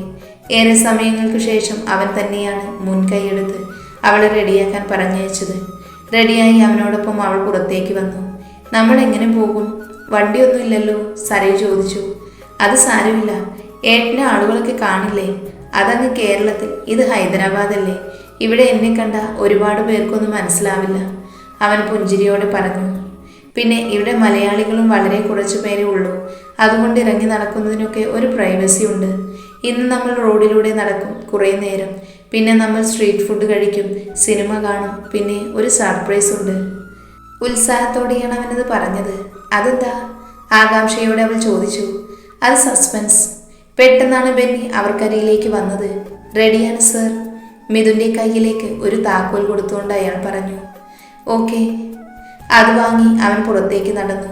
അവൻ്റെ അരികിലേക്ക് നടന്നപ്പോഴാണ് പുറത്ത് നിർത്തിയിട്ടിരിക്കുന്ന ബുള്ളറ്റ് സരയു കണ്ടത്. ഒരു നിമിഷം അത്ഭുതം നിറഞ്ഞിരുന്നു അവളെ. കേറ്, അവൻ പറഞ്ഞു. എനിക്കങ്ങനെ ബൈക്കിലൊന്നും കയറി പരിചയമില്ല കണ്ണേട്ടാ, അല്പം പേടിയോടെ അവൾ പറഞ്ഞു. ഇങ്ങനെയല്ലേ പരിചയപ്പെടുന്നത്, ഇങ്ങോട്ട് കയറിടി പെണ്ണേ. ചിരിയോടെ അവന് മറുപടി കൊടുത്തു. ആ നിമിഷം അല്പം മടിയോടെയെങ്കിലും അവൾ ബൈക്കിൽ കയറി. ജീവിതത്തിൽ ഒരിക്കലും മിഥുൻ സാധ്യമാവില്ലെന്ന് വിശ്വസിച്ച ഒരു യാത്രയായിരുന്നു അത്. ഒരു സ്റ്റാർഡത്തിൻ്റെയും പിൻബലമില്ലാതെ തൻ്റെ പ്രിയപ്പെട്ടവളെയും പുറകിലിരുത്തി ഹൈദരാബാദ് ഒന്ന് ചുറ്റിക്കറങ്ങുക. ജീവിതത്തിൽ താൻ ഇതുവരെ ചെയ്തിട്ടുള്ള യാത്രകളിൽ ഏറ്റവും മികച്ചത് ഇതാണെന്ന് അവന് തോന്നി. പരിചയമില്ലാത്ത പാതകളിലൂടെയൊക്കെ അവർ യാത്ര ചെയ്തു. പറയാൻ ഒരുപാട് കാര്യങ്ങളുമായി സൂര്യൻ യാത്ര ചൊല്ലിയതും ഇരുൾ വീണതുമൊന്നും അവരറിഞ്ഞിരുന്നില്ല. പരസ്പരം തങ്ങളിൽ മാത്രം ഒതുങ്ങി നിന്ന മനോഹരമായൊരു യാത്രയുടെ ആസ്വാദനത്തിലായിരുന്നു ഇരുവരും. രാമോജലി ഫിലിം സിറ്റിയിൽ നിന്നും ഹൈദരാബാദിലേക്കുള്ള വഴിയുടെ ഇരുവശത്തും വരണ്ട മേടുകളാണ്. കല്ലിൻ്റെ കുന്നുകളും ജലാംശം മുഴുവൻ വാർന്നുപോയി കാട്ടുചെടികളും ഏകാന്തതയും നിറഞ്ഞ് അത് നീണ്ടുപോകുന്നു. മനുഷ്യരെ കാണുക തന്നെ അപൂർവം. മലകൾക്കിടയിൽ ഉഷ്ണക്കാറ്റ് വിങ്ങി നിൽക്കും. എത്ര തവണ താൻ ഈ വഴിയിലൂടെ കടന്നു പോയിരിക്കുന്നു. എന്നിട്ടും കാര്യമായൊന്നും കാണാനില്ലാതെയാണ് ഇന്നത്തെ കാഴ്ചകൾ പുതുമയേറുന്നതാണെന്ന് അവൻ അറിഞ്ഞിരുന്നു ആ നിമിഷം. ആന്ധ്ര അതിൻ്റെ ഏകാന്തത കൊണ്ടും ഹൈദരാബാദ് പുരാതന ചരിത്ര ഗാംഭീര്യം കൊണ്ടുമാണ് യാത്രക്കാരെ വശീകരിച്ചത്. ഷൂട്ടിങ്ങിന് വരുമ്പോഴെല്ലാം ഡെക്കാനിൻ്റെ ഉഷ്ണക്കാറ്റിനെ സഹിച്ചു കോഹിനൂർ രത്ന ശിരസിൽ ചൂടിയിരുന്ന ഹൈദരാബാദിലേക്ക് പലരും കുതിച്ചെത്തുന്നത്. നഗരത്തിൻ്റെ തിരക്കുകൾ വകഞ്ഞു മാറ്റി ചെന്നാൽ വഴി ചെന്ന് മുട്ടുക പടുകൂറ്റൻ കോട്ടവാതിലാണ് മുന്നിലാണ്. ഇന്ത്യയിലെ വിവിധ കോട്ടകൾ കണ്ടിട്ടുണ്ടെങ്കിലും ഗോൽക്കൊണ്ടയുടെ കോട്ടവാതിന് മുന്നിലാണ് പലരും അമ്പരന്ന് നിന്നിട്ടുള്ളത്. പേടിപ്പിക്കുന്ന കാഴ്ചയാണത്. മരത്തിൽ ഉരുക്കിൻ്റെ ആണികൾ തറച്ച ആ വാതിൽ വിജയത്തിൻ്റെ കവാടം എന്ന പേരിലാണ് ചരിത്രത്തിൽ തന്നെ അറിയപ്പെടുന്നത്. ഔറംഗസീറിൻ്റെ സൈന്യം ഈ വഴി കടന്നു വന്നതിന് ശേഷമാണ് കവാടത്തിന് ഇങ്ങനെയൊരു പേരിടുന്നത്. ഉരുക്കിൻ്റെ ആണികൾ കണ്ണിലേക്ക് വന്ന് തറയ്ക്കുന്നത് പോലെ തോന്നും. ഹൈദരാബാദ് തിരക്കേറിയ തുടങ്ങിയ സമയത്താണ് ഒരു ജ്വല്ലറിയുടെ മുൻപിൽ അവൻ വണ്ടി നിർത്തിയത്. മനസ്സിലാവാതെ അവൾ അവനെ നോക്കി. ഇറങ്ങാൻ അവൻ കണ്ണുകൊണ്ട് ആംഗ്യം കാണിച്ച നിമിഷം അവൾ അവനോടൊപ്പം ഇറങ്ങി. ജ്വല്ലറി അകത്തേക്ക് കയറി അവൻ അവളോട് ഇഷ്ടമുള്ള സെലക്ട് ചെയ്യാൻ പറഞ്ഞപ്പോൾ അവളൊന്നും വേണ്ട എന്ന് പറഞ്ഞ് ഒഴിഞ്ഞു മാറി. ആ സമയം ഇപ്പോൾ വരാമെന്ന് പറഞ്ഞു പോയവൻ ഒരു നേരിയ ചെയിനിൽ ലവ് ആകൃതിയിൽ വെള്ളക്കല്ലുകളുള്ള ഒരു നെക്ലേസും അതിനു ചേർന്ന കമ്മലുമായാണ് തിരികെ എത്തിയത്. ഒരു നിമിഷം അത് കണ്ട് അത്ഭുതപ്പെട്ടവൾ അവൻ്റെ മുഖത്തേക്ക് നോക്കി. ചേട്ടൻ വാങ്ങിയതിൻ്റെ അത്രയും സൗന്ദര്യമുണ്ടോ എന്നറിയില്ല, പക്ഷേ എനിക്ക് വാങ്ങിത്തരണമെന്ന് തോന്നി. തൻ്റെ ആ കുഞ്ഞാഗ്രഹം എനിക്ക് സാധിച്ചു തരണമെന്നൊരു ചെറിയ വാശി. അതല്ലേ താൻ ഒരുപാട് ആഗ്രഹിച്ച ഡിസൈൻ? ഒരു കൗതുകത്തോടെ ചോദിക്കുന്നവനെ കണ്ണിമ ചിമ്മാതെ നോക്കിയവൾ. ആ നിമിഷം തന്നെ അവളുടെ മിഴികൾ നിറഞ്ഞു തുടങ്ങി. ചുറ്റുമൊന്ന് നോക്കി അവൻ അവളോട് ചോദിച്ചു, ഹേയ് എന്താടാ? സന്തോഷം കൊണ്ട്. സന്തോഷം വന്നാലും സങ്കടം വന്നാലും നിനക്ക് കരയാനേ അറിയൂ. ഇഷ്ടമായോ അതോ വേറെ ഏതെങ്കിലും ഡിസൈന് നോക്കണോ? അവൻ പുഞ്ചിരിച്ചുകൊണ്ട് അവളോടായി ചോദിച്ചു. അതിൽ അവളൊന്ന് ചിരിച്ചു.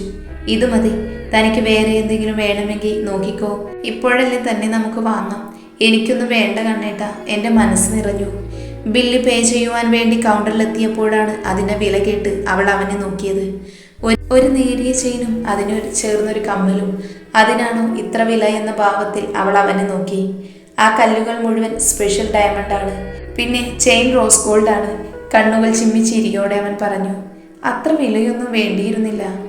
വേണമല്ലോ, നിനക്കല്ലേ വേണ്ടാത്തുള്ളൂ, പക്ഷേ എനിക്ക് വേണമെന്ന് തോന്നി.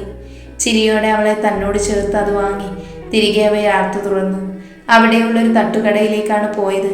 രണ്ടുപേർക്കും പരിചിതമല്ലാത്ത രുചിയുള്ള ഭക്ഷണം കഴിച്ചപ്പോൾ നെറ്റി ചുളിച്ച് അവൾ അവനെ നോക്കി. എന്തൊക്കെയോ മസാലയുടെ ടേസ്റ്റ്. ഞാൻ ഇതിനു മുമ്പ് ഇങ്ങനെയുള്ള ഭക്ഷണമൊന്നും കഴിച്ചിട്ടില്ല. ഞാനും ചെറുചിരിയോടെ അവൻ പറഞ്ഞു. ഇതേ സാധനം തന്നെ റെസ്റ്റോറൻറ്റിലൊക്കെ കഴിച്ചിട്ടുണ്ട്. പക്ഷേ ഇങ്ങനെ സ്ട്രീറ്റ് ഫുഡ് കഴിക്കുന്നത് ഇതാദ്യം. ഇതൊരു പുതിയ എക്സ്പീരിയൻസ്. മൺകപ്പിയിൽ കിട്ടിയ നല്ല മസാല ചായയും കുടിച്ച് അവനരികിൽ നിൽക്കുമ്പോൾ അറിയാതെ അവൻ്റെ പ്രണയം നിറഞ്ഞ മിഴികളിൽ അവളെ നോക്കിപ്പോയിരുന്നു.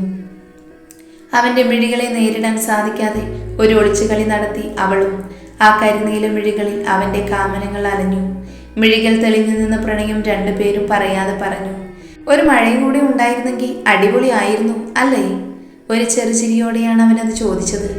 മഴയോ? മനസ്സിലാവാതെ അവൻ ചോദിച്ചു. അല്ല, സിനിമയിലും കഥകളിലൊക്കെ ഇങ്ങനെയാണല്ലോ. ഇങ്ങനെ നായകനും നായികനും പോകുന്ന സമയത്ത് ഒരു മഴ പെയ്യും, പിന്നെ ഒരു പാട്ട്. അങ്ങനെയാണല്ലോ നടക്കാറുള്ളത്. ഈ കണ്ണേട്ടൻ, ചെറുചിരിയോടെ അവൾ പറഞ്ഞു. ഈ മാലയായിരുന്നു സർപ്രൈസ് അല്ലേ? അതൊരു സർപ്രൈസ് തനിക്ക് തോന്നിയെങ്കിൽ അങ്ങനെ കൂട്ടാം. പക്ഷെ ഞാൻ പറഞ്ഞ സർപ്രൈസ് അതല്ല. എവിടേക്കാണ് പോകുന്നത്? അത് പറഞ്ഞവൻ വീണ്ടും മറ്റൊരു റോഡിലൂടെ യാത്ര തുടർന്നിരുന്നു. ഒരു സ്റ്റുഡിയോയുടെ മുൻപിൽ വണ്ടി നിർത്തി അവളോട് തനിക്കൊപ്പം വരാൻ പറഞ്ഞു. ആഡംബര കാറുകൾ നിർത്തിയിട്ടിരിക്കുന്ന സ്റ്റുഡിയോ കണ്ടപ്പോൾ തന്നെ അവൾക്ക് മനസ്സിലായി ഏതോ സിനിമയുടെ അണിയറ പ്രവർത്തനങ്ങൾ നടക്കുകയാണ് അവിടെയെന്ന്. സിനിമയിൽ മാത്രം കണ്ടിട്ടുള്ള പല താരങ്ങളും അവിടെ നിന്ന് ഇറങ്ങി വരുന്നതും അവൾ ശ്രദ്ധിച്ചു. തന്നെ ചേർത്ത് പിടിച്ച് ഭാര്യ എന്ന അവകാശത്തോടെ പരിചയപ്പെടുത്തുന്നത് കണ്ട് ഒരു നിമിഷം അഭിമാനവും അത്ഭുതവും തോന്നിയിരുന്നു. സ്റ്റുഡിയോയുടെ അകത്തേക്ക് കയറി 5 മിനിറ്റുകൾക്കുള്ളിൽ അതൊരു റെക്കോർഡിംഗ് സ്റ്റുഡിയോ ആണെന്ന് അവൾക്ക് മനസ്സിലായി. അവൻ അവൾക്കൊരു ഹെഡ്ഫോൺ കൊടുത്തു. അതിനുശേഷം അടുത്തിരുന്ന സഹായിയോട് എന്തോന്ന് പ്ലേ ചെയ്യാൻ പറഞ്ഞു. പാട്ട് പ്ലേ ചെയ്ത ഒരു നിമിഷം അത്ഭുതത്തോടെ അവൾ അവൻ്റെ മുഖത്തേക്ക് നോക്കി കണ്ണുകൾ ചിമ്മി. അവൾക്ക് അത്ഭുതവും ഞെട്ടലുമായിരുന്നു. ഇത് എങ്ങനെ ഇവിടെ? അതോർത്ത് അവൾക്ക് ഒരു എത്തും പിടിയും കിട്ടിയിരുന്നില്ല. ഇതെങ്ങനെ? അത്ഭുതത്തോടെ അവൻ്റെ മുഖത്തേക്ക് നോക്കി ചോദിച്ചു. എഴുത്തുകാരിയുടെ അനുവാദം ചോദിക്കാതെയാണ് കമ്പോസിങ് കൊടുത്തത്. ചെറിയ ചില ലിറിക്സൊക്കെ അങ്ങോട്ടും ഇങ്ങോട്ടും മാറ്റിയിട്ടുണ്ട്. പക്ഷെ പാട്ടും വരികളും ഒക്കെ അതുപോലെ തന്നെയാണ്. ഇഷ്ടമായോ? നമ്മുടെ സിനിമയിലെ ഈ പാട്ടാണ് മെയിനായി വരുന്നത്. ഞാൻ ഈ പാട്ട് റെക്കമെൻഡ് ചെയ്തിട്ടില്ല, ജസ്റ്റ് സംഗീത സംവിധായകനെ കാണിച്ചു. അപ്പോൾ തന്നെ ആള് പറഞ്ഞു വളരെ ഫീലിങ്ങോടെ ആരോ എഴുതിയതാണ് ഈ പാട്ടെന്ന്. നല്ല രസമുണ്ട്, ഇത് നമ്മുടെ പടത്തിന് നന്നായിരിക്കും എന്ന് പറഞ്ഞു.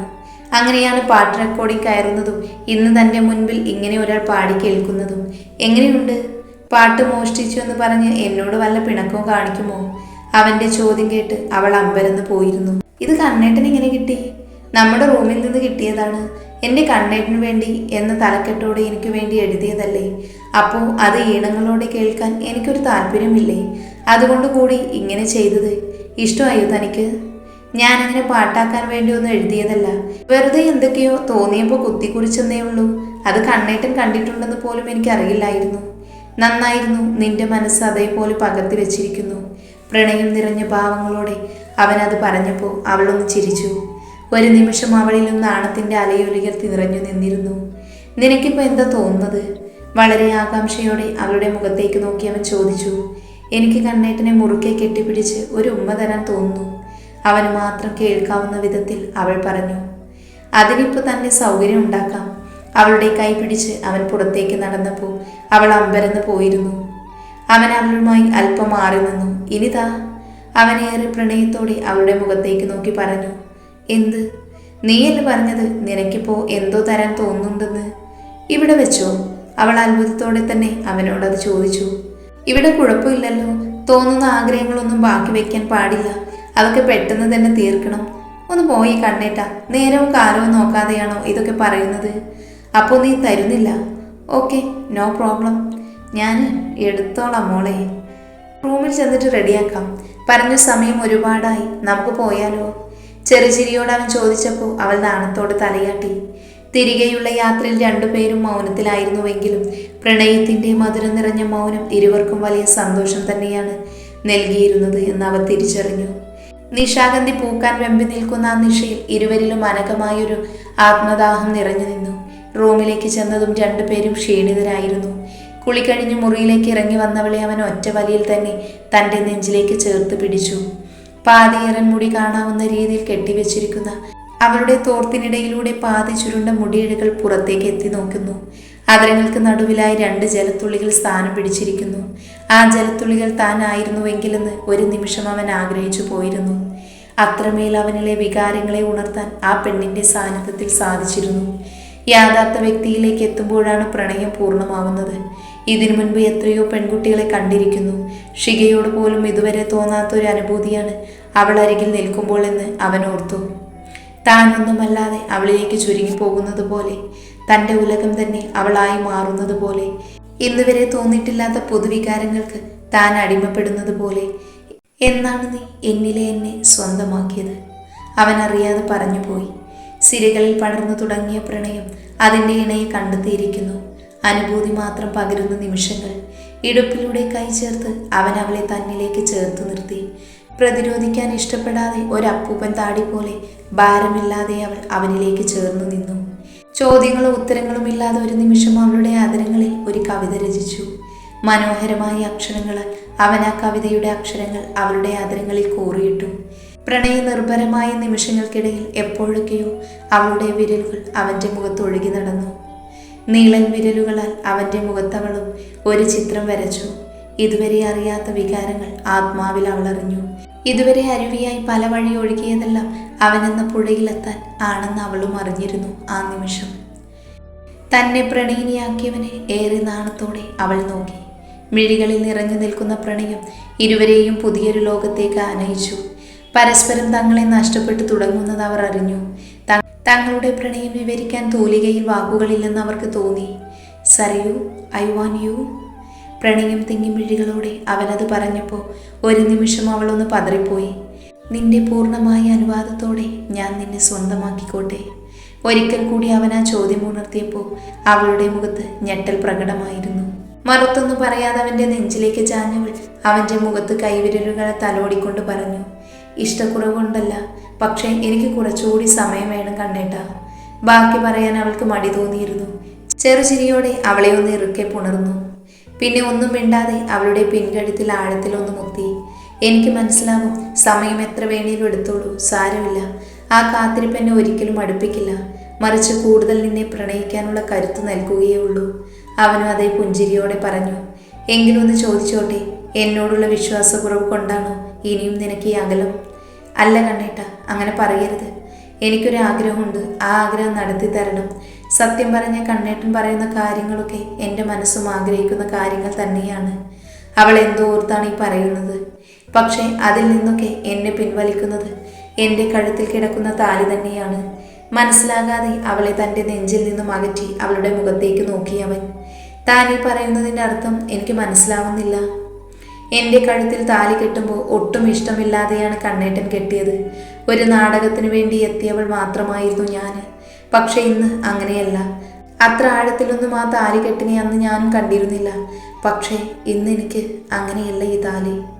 കണ്ണേട്ടനില്ലാതെ ഒരു ജീവിതം എനിക്ക് അസാധ്യമാണെന്ന് ഞാൻ മനസ്സിലാക്കിയ നിമിഷങ്ങളാണ്. സാഹചര്യത്തിൻ്റെ പുറത്ത് ഇഷ്ടമില്ലാതെ കെട്ടിയ ഈ താലി നെഞ്ചോട് ചേർന്ന് കിടക്കുമ്പോൾ തന്നെ ചുട്ടു പൊള്ളിക്കുമ്പോൾ കണ്ണേട്ട, ഇതേ താലി തന്നെ അതേ ദേവിയുടെ മുൻപിൽ വെച്ച് ഒരിക്കൽ കൂടി കണ്ണേട്ടൻ എൻ്റെ കഴുത്തിൽ ചാർത്തണം. ആ ദിവസം ഞാൻ പൂർണ്ണ മനസ്സോടെ എൻ്റെ മനസ്സും ശരീരവും കണ്ണേട്ടന് സമർപ്പിക്കും. അതെൻ്റെ ഒരു വിശ്വാസമാണ് കണ്ണേട്ട. അവകാശത്തോടെ അധികാരത്തോടെ എൻ്റെ ശരീരത്തിൽ കണ്ണേട്ടൻ തൊടണം. അല്ലാതെ എനിക്ക് പറ്റുന്നില്ല, അതാണ്. കണ്ണേട്ടൻ ഞാൻ ഒരുപാട് ശ്രമിച്ചു നോക്കി. കണ്ണേട്ടൻ എന്നോടുള്ള ഫീലിംഗ് എനിക്ക് മനസ്സിലാവുന്നുണ്ട്. അതേ ഫീലിങ്സ് എനിക്ക് തിരിച്ച് കണ്ണേട്ടനോടുണ്ട്. പക്ഷെ അത് പ്രകടിപ്പിക്കാൻ എനിക്ക് പറ്റുന്നില്ല. ഞാൻ ഒരുപാട് ചിന്തിച്ചു നോക്കിയിട്ടും എനിക്ക് പറ്റുന്നില്ല കണ്ണേട്ട. അതുകൊണ്ടാണ്, പ്ലീസ്. അവളുടെ കണ്ണുകൾ നിറഞ്ഞു തുടങ്ങിയിരുന്നു. എന്താടാ ഇത്? ഇത്രയും ഒരു ചെറിയ കാര്യത്തിനാണോ താൻ കരയുന്നത്? ഇങ്ങനെ ഒരു ആഗ്രഹം ഉണ്ടായിരുന്നെങ്കിൽ തനിക്ക് എന്നോട് ആദ്യം പറഞ്ഞാൽ പോരായിരുന്നോ? ഞാൻ നടത്തി തരുമായിരുന്നല്ലോ. താലി കെട്ടാതെ കണ്ണേട്ടൻ എൻ്റെ ശരീരത്തിൽ ഓരോ വട്ടം തൊടുമ്പോഴും ഷിക പറയുമ്പോൾ ഒരു ചീത്ത പെണ്ണാണെന്ന് എനിക്ക് സംശയം തോന്നും. സരയൂ, അവൻ്റെ ശബ്ദം വല്ലാതെ ഉയർന്നു തുടങ്ങിയിരുന്നു. ഇപ്പൊ പറഞ്ഞതിരിക്കട്ടെ, ഇനി മേലാൽ താൻ ഈ വാക്ക് ഉപയോഗിക്കരുത്. തനിക്ക് അങ്ങനെ എന്തെങ്കിലും ബുദ്ധിമുട്ടുണ്ടെങ്കിൽ അത് എന്നോട് പറഞ്ഞാൽ മതി. ഇങ്ങനെ എന്തെങ്കിലും കാണിച്ചാൽ മാത്രമേ എനിക്ക് തന്നോട് സ്നേഹം തോന്നുകയൊന്നുമില്ല. എൻ്റെ ഇഷ്ടം തൻ്റെ ശരീരത്തോടല്ല. എനിക്ക് തന്നെ പോലെ ആരോടും ഇഷ്ടം തോന്നിയിട്ടില്ല. അത്രത്തോളം എനിക്ക് നീ പ്രിയപ്പെട്ടതാണ്. അതുകൊണ്ട് ഇങ്ങനെ പറയരുത്. എനിക്കത് പറയാൻ അറിയില്ല. ഇങ്ങനെയൊന്നും പറയരുത്. എനിക്ക് സഹിക്കാൻ പറ്റാതെ വരും. ഈ പടത്തിന്റെ ഷൂട്ടിംഗ് കഴിയട്ടെ, ഉടനെ തന്നെ നമുക്ക് മൂകാംബികയിൽ പോകാം. അവിടെ വെച്ച് തൻ്റെ ആഗ്രഹം പോലെ മൂകാംബിക ദേവിയുടെ നടയിൽ വെച്ച് തന്നെ തൻ്റെ കഴുത്തിൽ ഞാൻ താലി ചാർത്തും. അപ്പോൾ സന്തോഷമാവില്ലേ? അതിൻ്റെ പേരിൽ നീ വിഷമിക്കേണ്ട, പോരെ? പിന്നെ ഇനി മൂകാംബികയിൽ പോകുന്നത് വരെ ഞാൻ തന്നോടൊരു കുരുത്തക്കേടും കാണിക്കാൻ പോകുന്നില്ല, ഓക്കെ? പെട്ടെന്നൊന്നും മിണ്ടാതെ അവൾ അവനെ കെട്ടിപ്പിടിച്ചു. ഒരു നിമിഷം അവൻ അമ്പരന്ന് പോയിരുന്നു അത് കാണുകെ. എന്താണോ അങ്ങനെ തീർത്ത് പറയണ്ട. ഇടയ്ക്കെനിക്ക് ഇങ്ങനെ സങ്കടമൊക്കെ വരുമ്പോൾ എന്നെ ഇങ്ങനെ മുറുക്കെ കെട്ടിപ്പിടിക്കണം. അതെനിക്ക് ഭയങ്കര ഇഷ്ടമാണ്. അങ്ങനെ കെട്ടിപ്പിടിക്കുമ്പോൾ എനിക്ക് വലിയ സമാധാനം തോന്നും കണ്ണേട്ടാ. അതുകൊണ്ടാണ് ഞാൻ പറഞ്ഞേ. എനിക്ക് ആരോ ഉള്ളതുപോലെ എനിക്കൊരു പ്രത്യേക സുരക്ഷിതത്വം തോന്നും. എനിക്കൊരാളുണ്ടെന്ന്, എനിക്ക് വേണ്ടി എന്തും ചെയ്യുമെന്നൊക്കെ ഒരു തോന്നൽ. ആരുമില്ലാത്തവർക്ക് ആരെങ്കിലും ഉണ്ടെന്നുള്ള തോന്നൽ നൽകുന്ന സന്തോഷം ചെറുതല്ല കണ്ണേട്ടാ. അതൊരു തോന്നലാണോടോ. ഞാൻ നിനക്ക് വേണ്ടിയല്ല ജീവിക്കുന്നത്. ഇപ്പോൾ എൻ്റെ ഓരോ നിമിഷങ്ങളും നിനക്ക് വേണ്ടി മാത്രമാണ്. നീ ഇല്ലെങ്കിൽ ഞാനില്ല. ആ ഒരു അവസ്ഥയിലാണ് ഞാൻ. ഏറെ ആർദ്രമായി അവളുടെ തലമുടിയിടകളിൽ തഴുകിയവൻ പറഞ്ഞു. അത് കേട്ട് അവൾ ഒരുപാട് സന്തോഷിച്ചു. അന്ന് മേക്കപ്പ് പാർട്ടിക്ക് അവൾക്ക് വേണ്ടി അവൻ പ്രത്യേകമായി തിരഞ്ഞെടുത്ത ഒരു ഡിസൈൻ സാരിയായിരുന്നു അവൾ ധരിച്ചിരുന്നത്. മെറൂൺ നിറത്തിലുള്ള ജോർജറ്റ് സാരിയിൽ പച്ചക്കല്ലുകൾ പതിപ്പിച്ച പാർട്ടി വെയർ സാരിയിൽ അവൾ അതിസുന്ദരിയായി അവന് തോന്നിയിരുന്നു. ആ സൗന്ദര്യത്തിന് മാറ്റുകൂട്ടാൻ 2 വലിയ ജിമിക്ക് കമ്മലുകളും പിന്നെ എന്നും ഹൃദയത്തോട് ചേർന്ന് കിടക്കുന്ന താലിമാല മാത്രം. അന്ന് വാങ്ങിയ ഡയമണ്ട് ചെയിന് താൻ ഇതുവരെ ധരിച്ചില്ലേ? ഒരു ചോദ്യരൂപേണ ഒരു പുഞ്ചിരിയോടെയാണ് മിഥുൻ അത് ചോദിച്ചത്. അതിട്ട് ഞാൻ കണ്ടിട്ടില്ലല്ലോ. അതുകൂടി അണിഞ്ഞ നല്ല ഭംഗിയായിരിക്കും. അത് ഞാൻ മാറ്റി വെച്ചിരിക്കുകയാണ്. കണ്ണേട്ടൻ മൂകാംബിക ദേവിയുടെ മുൻപിൽ വെച്ച് എൻ്റെ കഴുത്തിൽ കെട്ടിത്തരുമ്പോൾ ഇടാന്.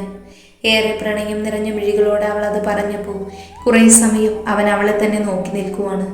കറുത്ത നീളൻ മുടി വകഞ്ഞു മാറ്റി ജ്വലിച്ച് നിറഞ്ഞ സിന്ദൂരം പടർത്തിയിരിക്കുന്നു. പിന്നി മെടഞ്ഞിരിക്കുന്ന മുടി മുന്നോട്ടെടുത്തിട്ടിരിക്കുകയാണ്. ഒരു പ്രത്യേക സൗന്ദര്യം അവന് തോന്നി. ഒരു പുഞ്ചിരിയോടെ അവൻ അവൻ്റെ ഭാര്യയെ എല്ലാവർക്കും പരിചയപ്പെടുത്തി കൊടുത്തു. തെല്ലസൂയോടെ എല്ലാവരും അവരെ നോക്കി. മേക്കപ്പ് പാർട്ടി കഴിഞ്ഞ് തിരികെ വന്നപ്പോൾ അരുന്ധതിയെയും വീട്ടുകാരുമൊക്കെ വിളിച്ച് കുറേ സമയം അവർ സംസാരിച്ചു. ഇടനടവില്ലാതെ സംസാരിക്കുന്ന പെണ്ണിലേക്ക് മാത്രമായിരുന്നു അവൻ്റെ ദൃഷ്ടി. ഒരു കെട്ടിടത്തിനപ്പുറം ഇരുന്ന ഒരാൾ ഇതൊന്നും സഹിക്കാതെ പുതിയ നീക്കങ്ങൾക്കുള്ള ഒരു തുടക്കം കുറിക്കുകയായിരുന്നു. പ്രൊഡക്ഷൻ കൺട്രോളർ മൂകാംബികയ്ക്ക് 2 ടിക്കറ്റ് എടുക്കണമെന്ന് മിഥുൻ പറഞ്ഞ് ഏൽപ്പിച്ചിരുന്നു. ടിക്കറ്റുമായി ബെന്നി എത്തിയപ്പോൾ അത്ഭുതത്തോടെ അവൾ അവനെ നോക്കി. ചില ആഗ്രഹങ്ങളൊന്നും ഒരുപാട് താമസിക്കുന്നത് ശരിയല്ല. പ്രത്യേകിച്ച് തൻ്റെ ഈ ആഗ്രഹം. താൻ പറഞ്ഞതുപോലെ എനിക്കും തോന്നാറുണ്ട് ഒരിക്കൽ കൂടി തന്നെ വിവാഹം കഴിക്കണമെന്ന്. നിറഞ്ഞ മനസ്സോടെ ഏറെ ആഗ്രഹത്തോടെ നമുക്ക് വേണ്ടി. അന്ന് ഞാനൊരു വിവാഹം ഒന്നും ആഗ്രഹിച്ചിരുന്നില്ല. ഒട്ടും ആഗ്രഹിക്കാതെ നടന്നൊരു വിവാഹമായിരുന്നു അന്ന്. അങ്ങനെ അതിനെ കാണാൻ സാധിക്കൂ? വിവാഹം എന്ന് പോലും വിളിക്കാൻ കഴിയില്ല. എന്നെ സ്നേഹിക്കുന്ന കുറേ പേര് വെഡ്ഡിയാക്കുവാൻ വേണ്ടി നടത്തിയ നാടകം. അന്നെനിക്ക് കുറ്റബോധം തോന്നിയെങ്കിലും ഇപ്പോൾ കുറച്ചുപോലും കുറ്റബോധം തോന്നുന്നില്ല. കാരണം അത്രയ്ക്ക് സന്തോഷവാനാണ് ഞാൻ. എൻ്റെ മനസ്സ് നിറയെപ്പോൾ സന്തോഷം മാത്രമാണ്. ഒക്കെ ഒരു നിമിത്തമായിരുന്നു. എൻ്റെ പ്രണയത്തെ ഞാൻ കണ്ടെത്തുവാൻ വേണ്ടിയുള്ള ഒരു നിമിത്തം. എത്ര നാൾ ഞാൻ കാത്തിരുന്നു ഞാൻ ഈ ഒരാൾക്ക് വേണ്ടി. ഈ മൂകാംബികയിൽ വെച്ച് തന്നെ എനിക്ക് നിറഞ്ഞ മനസ്സോടെ താലി കെട്ടണം. ഏറെ പ്രണയത്തോടെ എൻ്റെ വാമഭാഗമാക്കണം. പ്രണയം നിറഞ്ഞ മിഴികളോടെ മഞ്ഞ ചരടിൽ കോർത്ത ആലിലത്താലി ആ കഴുത്തിൽ ചാത്തണം. ഈശ്വരനെ സാക്ഷി നിർത്തി ആ മൂർത്താവിൽ ഒരു മുദ്രയേക്കണം. നമ്മളിൽ മാത്രം ഒരുങ്ങി നിൽക്കുന്ന ഒരാഘോഷമായിരിക്കണം അത്. മനസ്സുകളാണ് ആദ്യം ഒന്നാവേണ്ടത്, പിന്നെയാണ് ഉടലുകൾ ഒന്നാവേണ്ടത്. ഏറെ പ്രണയത്തോടെ അവൾ അവൻ്റെ നെഞ്ചിൽ ചാരി. അവനെ ഓർക്കാതെ ഒരു പുലരിയും രാവും അവളെ കടന്നു പോകാറില്ല. മൂകാംബികയിലേക്കുള്ള ഒരു യാത്ര 2 പേർക്കും പുത്തൻ അനുഭവങ്ങളായിരുന്നു. അവരിലേക്ക് അവർ ഒഴുകിയെത്തുന്നൊരു യാത്ര. വെളുപ്പോടെയാണ് അവർ എത്തിയത്. തഴുകി തലോടുന്ന തെന്നലിന് പോലും പുതുമ തോന്നിയിരുന്നു സരയുവിന്. ഹോട്ടൽ മറ്റും നേരത്തെ തന്നെ മിഥുൻ ബുക്ക് ചെയ്തിരുന്നു. നേരെ ഹോട്ടലിലേക്കാണ് അവർ പോയത്. ഒന്ന് ഫ്രഷായതിനു ശേഷം അതിരാവിലെ തന്നെ 2 പേരും അമ്പലത്തിലേക്ക് നടന്നു. വീതി കുറഞ്ഞ സ്വർണ്ണ കസവിൻ്റെ ടിഷ്യൂ സെറ്റ് സാരിയും പച്ച നിറത്തിലെ ഹാൻഡ് വർക്ക് ബ്ലൗസുമാണ് അവൾ ധരിച്ചിരുന്നത്. അതിന് ചേരുന്ന കുർത്തയും മുണ്ടുമാണ് മിഥുൻ ധരിച്ചിരുന്നത്. ക്ഷേത്രത്തിൻ്റെ ദർശനം കിഴക്കോട്ടാണ്. 4 വശം നിരവധി മലകളാണ്. 12 അടി ഉയരമുള്ള ആനപ്പള്ളം അതിൽ ക്ഷേത്രത്തെ ചുറ്റി നിൽക്കുന്നു. കിഴക്കും പടിഞ്ഞാറും ഭാഗങ്ങളിൽ 2 ഇരുനില ഗോപുരങ്ങൾ. വലംപിരി ഗണപതി ഭഗവാന്റെ ഒരു ചെറു ക്ഷേത്രം തെക്കു കിഴക്ക് ഭാഗത്തുണ്ട്. അതിനടുത്താണ് തന്ത്രിമാരുടെ താമസ സ്ഥലവും. താലിമാല പൂജിക്കാനായി കൊടുത്ത് കാത്തു നിൽക്കുമ്പോൾ എവിടെ നിന്നൊക്കെ ഒരു ശക്തി വന്ന് തനിക്ക് ആത്മവിശ്വാസം നൽകുന്നത് അവൾ അറിഞ്ഞു. അത് ഏട്ടനാണെന്ന് വിശ്വസിക്കാനായിരുന്നു അവൾക്കിഷ്ടം. ഏട്ടൻ ഇവിടെ എവിടെയോ ഉണ്ട്. തൻ്റെ സൗഭാഗ്യത്തിനും സന്തോഷത്തിനും പങ്കാളിയാവുന്നു. നിറഞ്ഞ മനസ്സോടെ 2 കൈകൾ കൊണ്ട് തന്നെ അനുഗ്രഹിക്കുന്നു. അതൊക്കെ അവളുടെ കണ്ണുകളിൽ കണ്ടു. പെട്ടെന്ന് കണ്ണുകൾ തുറന്നപ്പോൾ മുന്നിൽ ആ രൂപം തെളിഞ്ഞതുപോലെ തോന്നി സരയുവിന്. ഉടനെ തന്നെ അപ്രതീക്ഷിതമായി അവരെവിടെയുണ്ട് അവൾക്ക് വിശ്വാസമായി. നോക്കിയപ്പോൾ മിഥുൻ കണ്ണടച്ച് പ്രാർത്ഥിച്ചു നിൽക്കുകയാണ്. അതിന് ശല്യം ചെയ്യാൻ തോന്നിയില്ല. പൂജിച്ചു കൊണ്ടുവന്ന താലി മൂകാംബിക ദേവിയുടെ നടയിൽ വെച്ച് ആളും ആരവങ്ങളും ഇല്ലാതെ ഒരാഘോഷങ്ങളുടെയും എമ്പോടിയില്ലാതെ അവളുടെ കഴുത്തിൽ അവൻ താലി ചാർത്തിയിരുന്നു. കുറച്ചു മുൻപ് തെളിമയിലില്ലാതെ കണ്ട രൂപം കുറച്ചുകൂടി തെളിച്ചത്തിൽ അവർ കണ്ടു. അവൾക്ക് മാത്രം കാണാൻ പാകത്തിന്. മനസ്സ് നിറഞ്ഞ തനിക്ക് മുൻപിൽ നിൽക്കുന്ന ഏട്ടൻ സന്തോഷത്തിൽ ആ കണ്ണുകൾ നിറഞ്ഞിരിക്കുന്നതായി സരയുവിന് തോന്നിയിരുന്നു. ആ നിമിഷം 2 കൈകൾ കൊണ്ട് തന്നെ അനുഗ്രഹിക്കുന്നു. മനസ്സ് നിറഞ്ഞതുപോലെ തിരികെ ആകാശത്തിലേക്ക് യാത്രയാകുന്നു. 2 സെക്കൻഡ് പോലും തൻ്റെ മുൻപിൽ നിൽക്കാത്ത ഒരു സ്വപ്നം. പക്ഷേ അത് സ്വപ്നമല്ല എന്ന് അവൾക്ക് ഉറപ്പായിരുന്നു. അനുഗ്രഹം വിതറിയ സിന്ദൂരം അവളുടെ സീമന്തരേഖയിൽ ചുവപ്പിച്ചതും മിഥുന്റെ ചുണ്ടുകൾ മൂർത്താവിൽ പതിഞ്ഞു. അപ്പോഴാണ് അവൻ തനിക്ക് ചുംബനം നൽകിയെന്ന് അവൾക്ക് മനസ്സിലായിരുന്നത്. ഒത്തിരി സന്തോഷത്തോടെയാണ് ആ ചുംബനം സരയു ഏറ്റുവാങ്ങിയിരുന്നത്. എൻ്റെ എന്ന അർത്ഥത്തിൽ അവൻ അവളെ നോക്കി. നിറഞ്ഞ മിഴികൾ അവൻ തുടച്ചു. സന്തോഷമുണ്ടാവും അല്ലേ? അവൻ അതിന് ഉത്തരവും കണ്ടെത്തി. അതേ എന്ന് പറഞ്ഞ് അവൾ അവൻ്റെ മുഖത്തേക്ക് നോക്കി. അമ്പലനടയിൽ നന്ദിയോടെ തൊഴുതവൾ പരിസരം മറന്നവൻ്റെ നെഞ്ചിലേക്ക് ചാഞ്ഞിരുന്നു. ഇടം കൈയാൽ അവളെ പുണർന്നവൻ അവളെ തന്നോട് ചേർത്തു. അമ്പലത്തിൽ നിന്നും തിരികെ യാത്ര തിരിച്ചപ്പോഴും അവൾ അറിയാതെ തിരിഞ്ഞു നോക്കുന്നുണ്ടായിരുന്നു. ആൾക്കൂട്ടത്തിൽ എവിടെയെങ്കിലും തനിക്ക് പരിചിതമായ മുഖമുണ്ടോ എന്ന്. ഒരിക്കൽ കൂടി താൻ ആഗ്രഹിക്കുന്ന ആ മുഖം അവിടെ ഉണ്ടോ എന്ന് അവൾ തേടി. ഹോട്ടലിലേക്ക് ചെന്ന ഉടനെ ഒരു ഹൃദയം നിറഞ്ഞ ആലിംഗനം മിഥുൻ അവൾക്ക് നൽകിയിരുന്നു. അവന്റെ നെഞ്ചിൽ ചേർന്ന് നിൽക്കുമ്പോൾ തൻ്റെ ദുഃഖങ്ങൾക്ക് ശമനം വരുന്നത് അവൾ അറിഞ്ഞു. എന്താ കഴിക്കുന്നേ? വിവാഹം കഴിഞ്ഞതല്ലേ, നല്ലൊരു സദ്യയാവാം. ഇവിടെ എനിക്ക് പരിചയമുള്ളൊരു റെസ്റ്റോറൻ്റ് ഉണ്ട്, അവിടെ പോവാം. അവൾ സമ്മതം പറഞ്ഞു. പോകാനായി തയ്യാറാകാൻ തുടങ്ങിയവൻ്റെ കൈകളിൽ അവൾ പെട്ടെന്ന് കയറി പിടിച്ചു. മനസ്സിലാവാതെ അവൻ അവളുടെ മുഖത്തേക്ക് നോക്കി. എന്നും അവനെ പ്രണയത്തിൽ ആഴ്ത്തിയ നാണത്തോടെ പെരുവിരൽ ഉയർന്നു പൊങ്ങി അവൾ അവൻ്റെ നെറ്റിയിൽ ചുംബനം നൽകി. അത്രമേൽ സ്നേഹം തോന്നുമ്പോൾ മാത്രമാണ് നെറുകയിൽ അവളായി മുൻകൈയെടുത്ത് ഒരു പ്രണയമുദ്ര നൽകാറുള്ളത് എന്ന് അവനും അറിയാമായിരുന്നു. നല്ല മൂഡിലാണല്ലോ, അല്പം കുസൃതിയോടെ അവൻ ചോദിച്ചു. എനിക്കൊരുപാട് സന്തോഷമുള്ള ദിവസമാണ് കണ്ണേട്ടായത്. അതിൻ്റെ കാരണം എനിക്ക് പറയാൻ അറിയില്ല. നമ്മുടെ കല്യാണം കഴിഞ്ഞു. പിന്നെ ഒരിക്കലും സാധ്യമല്ല എന്ന് ഞാൻ വിശ്വസിച്ച ഒരു കാര്യവും കുറച്ചു മുൻപ് സാധ്യമായി. അവൾ പറഞ്ഞത് വ്യക്തമായില്ല എങ്കിലും വളരെ സന്തോഷവതിയാണ് തോന്നിയത് കൊണ്ട് തന്നെ അവൻ അവളെ ഗാഢമായി ഒന്ന് പുണർന്നിരുന്നു. ഏറെ പ്രണയം തോന്നുന്ന നിമിഷങ്ങളിലെല്ലാം താൻ അങ്ങനെ പുണർന്നത് അവൾക്ക് വലിയ ഇഷ്ടമാണെന്ന് അവൻ അറിയാമായിരുന്നു. ഭക്ഷണം കഴിഞ്ഞ് ഇരുവരും യാത്ര തിരിച്ചത് കുടജാത്രയിലേക്കാണ്.